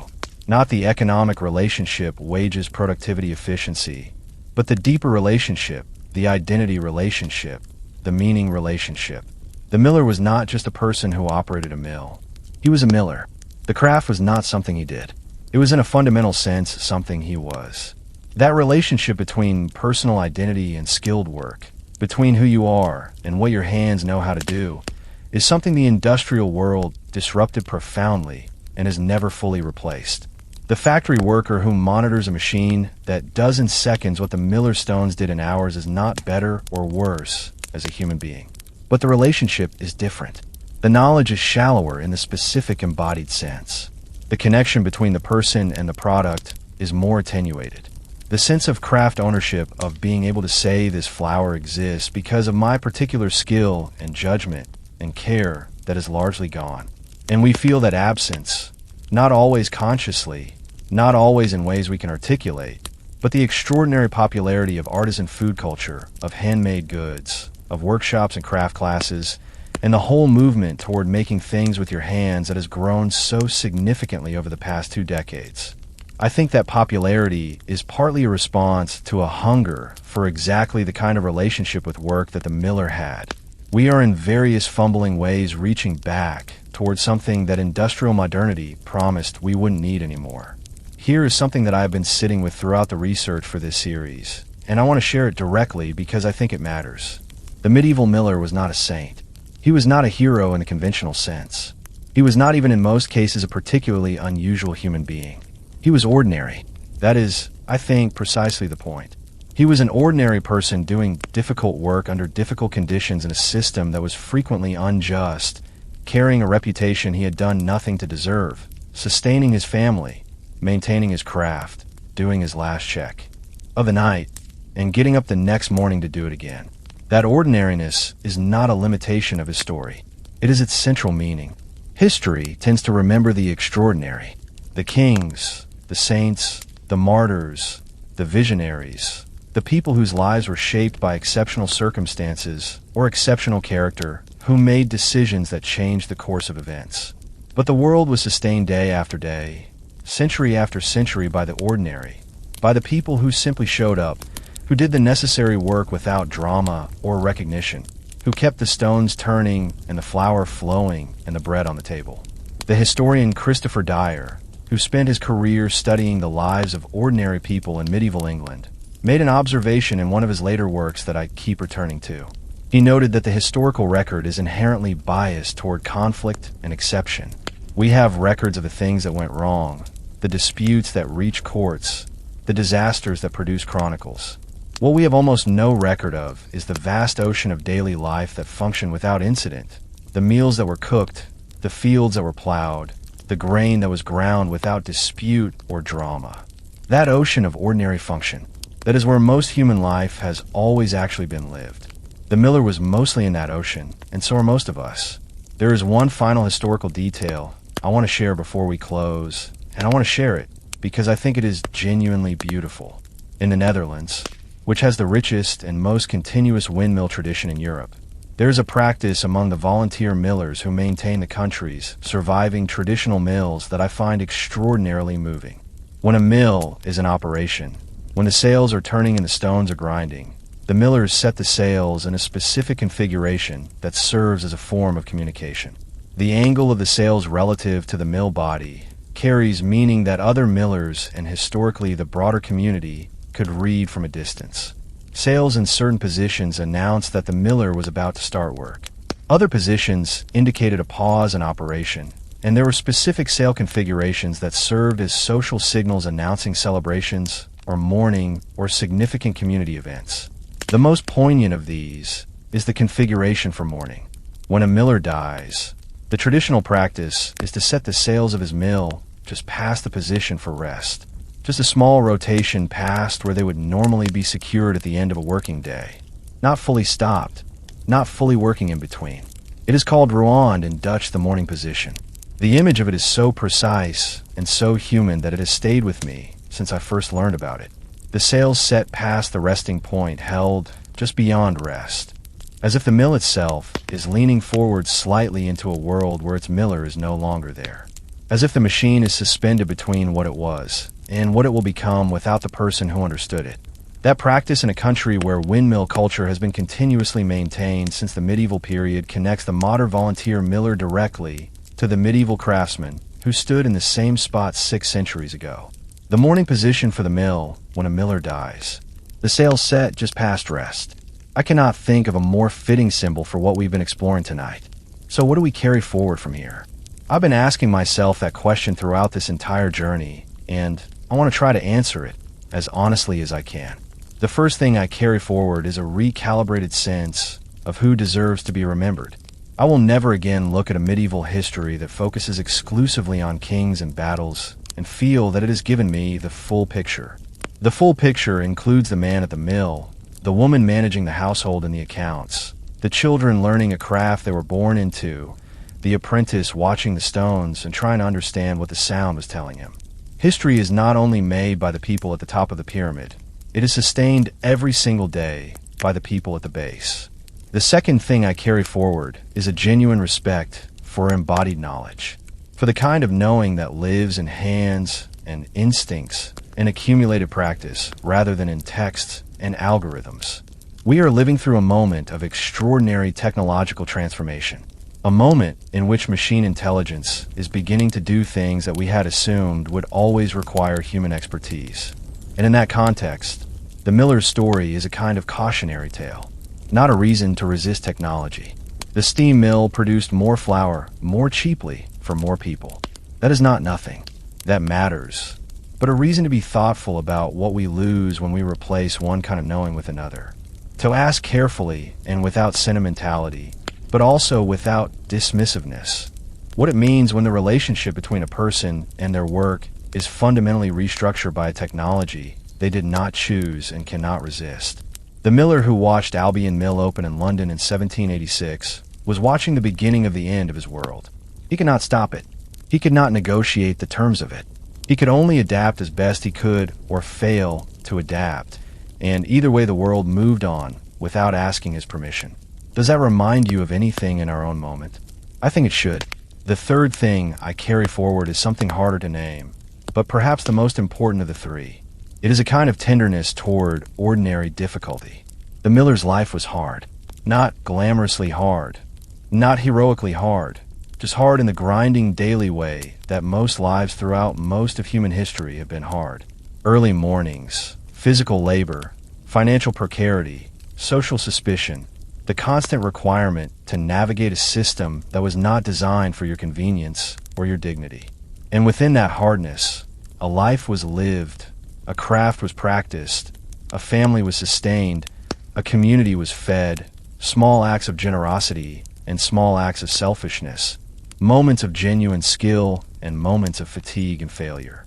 The whole complicated, unglamorous, deeply human experience of being a person in a world that mostly doesn't notice you.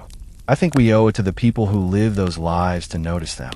Not just the miller, all of the unnoticed people of history whose names we don't know and whose stories we have mostly lost. The woman who ground grain by hand before the mill existed. The child who swept the mill floor. The widow who appeared briefly in the memorial records before disappearing again. They were here. They were real. They did necessary things in difficult circumstances, noticing them, making the effort to see them, to understand their conditions, to resist the simplifications that history's filters impose on us. That is, I believe, one of the genuine obligations of engaging seriously with the past. We began tonight with a paradox. The most essential man in the village, the most hated man in the village, the same man. And I hope that over the course of this journey that paradox has resolved itself not into a simple verdict about whether the miller was good or bad, honest or dishonest victim or villain, but into something more honest than any of those simple verdicts. Into a person with expertise and limitations, with professional pride and human failings, with a family that depended on him, and a community that resented him, and a craft that consumed him, and a mill that he checked every night before he slept, because it was in the only sense that really mattered, because he understood it, and it needed him. And that relationship was the bedrock of his identity in a world that offered him very little else to stand on. That person, that specific, particular, historically real human being deserves to be remembered. And if anything we've explored together tonight has contributed to that remembering, then this conversation has been exactly what I hoped it would be.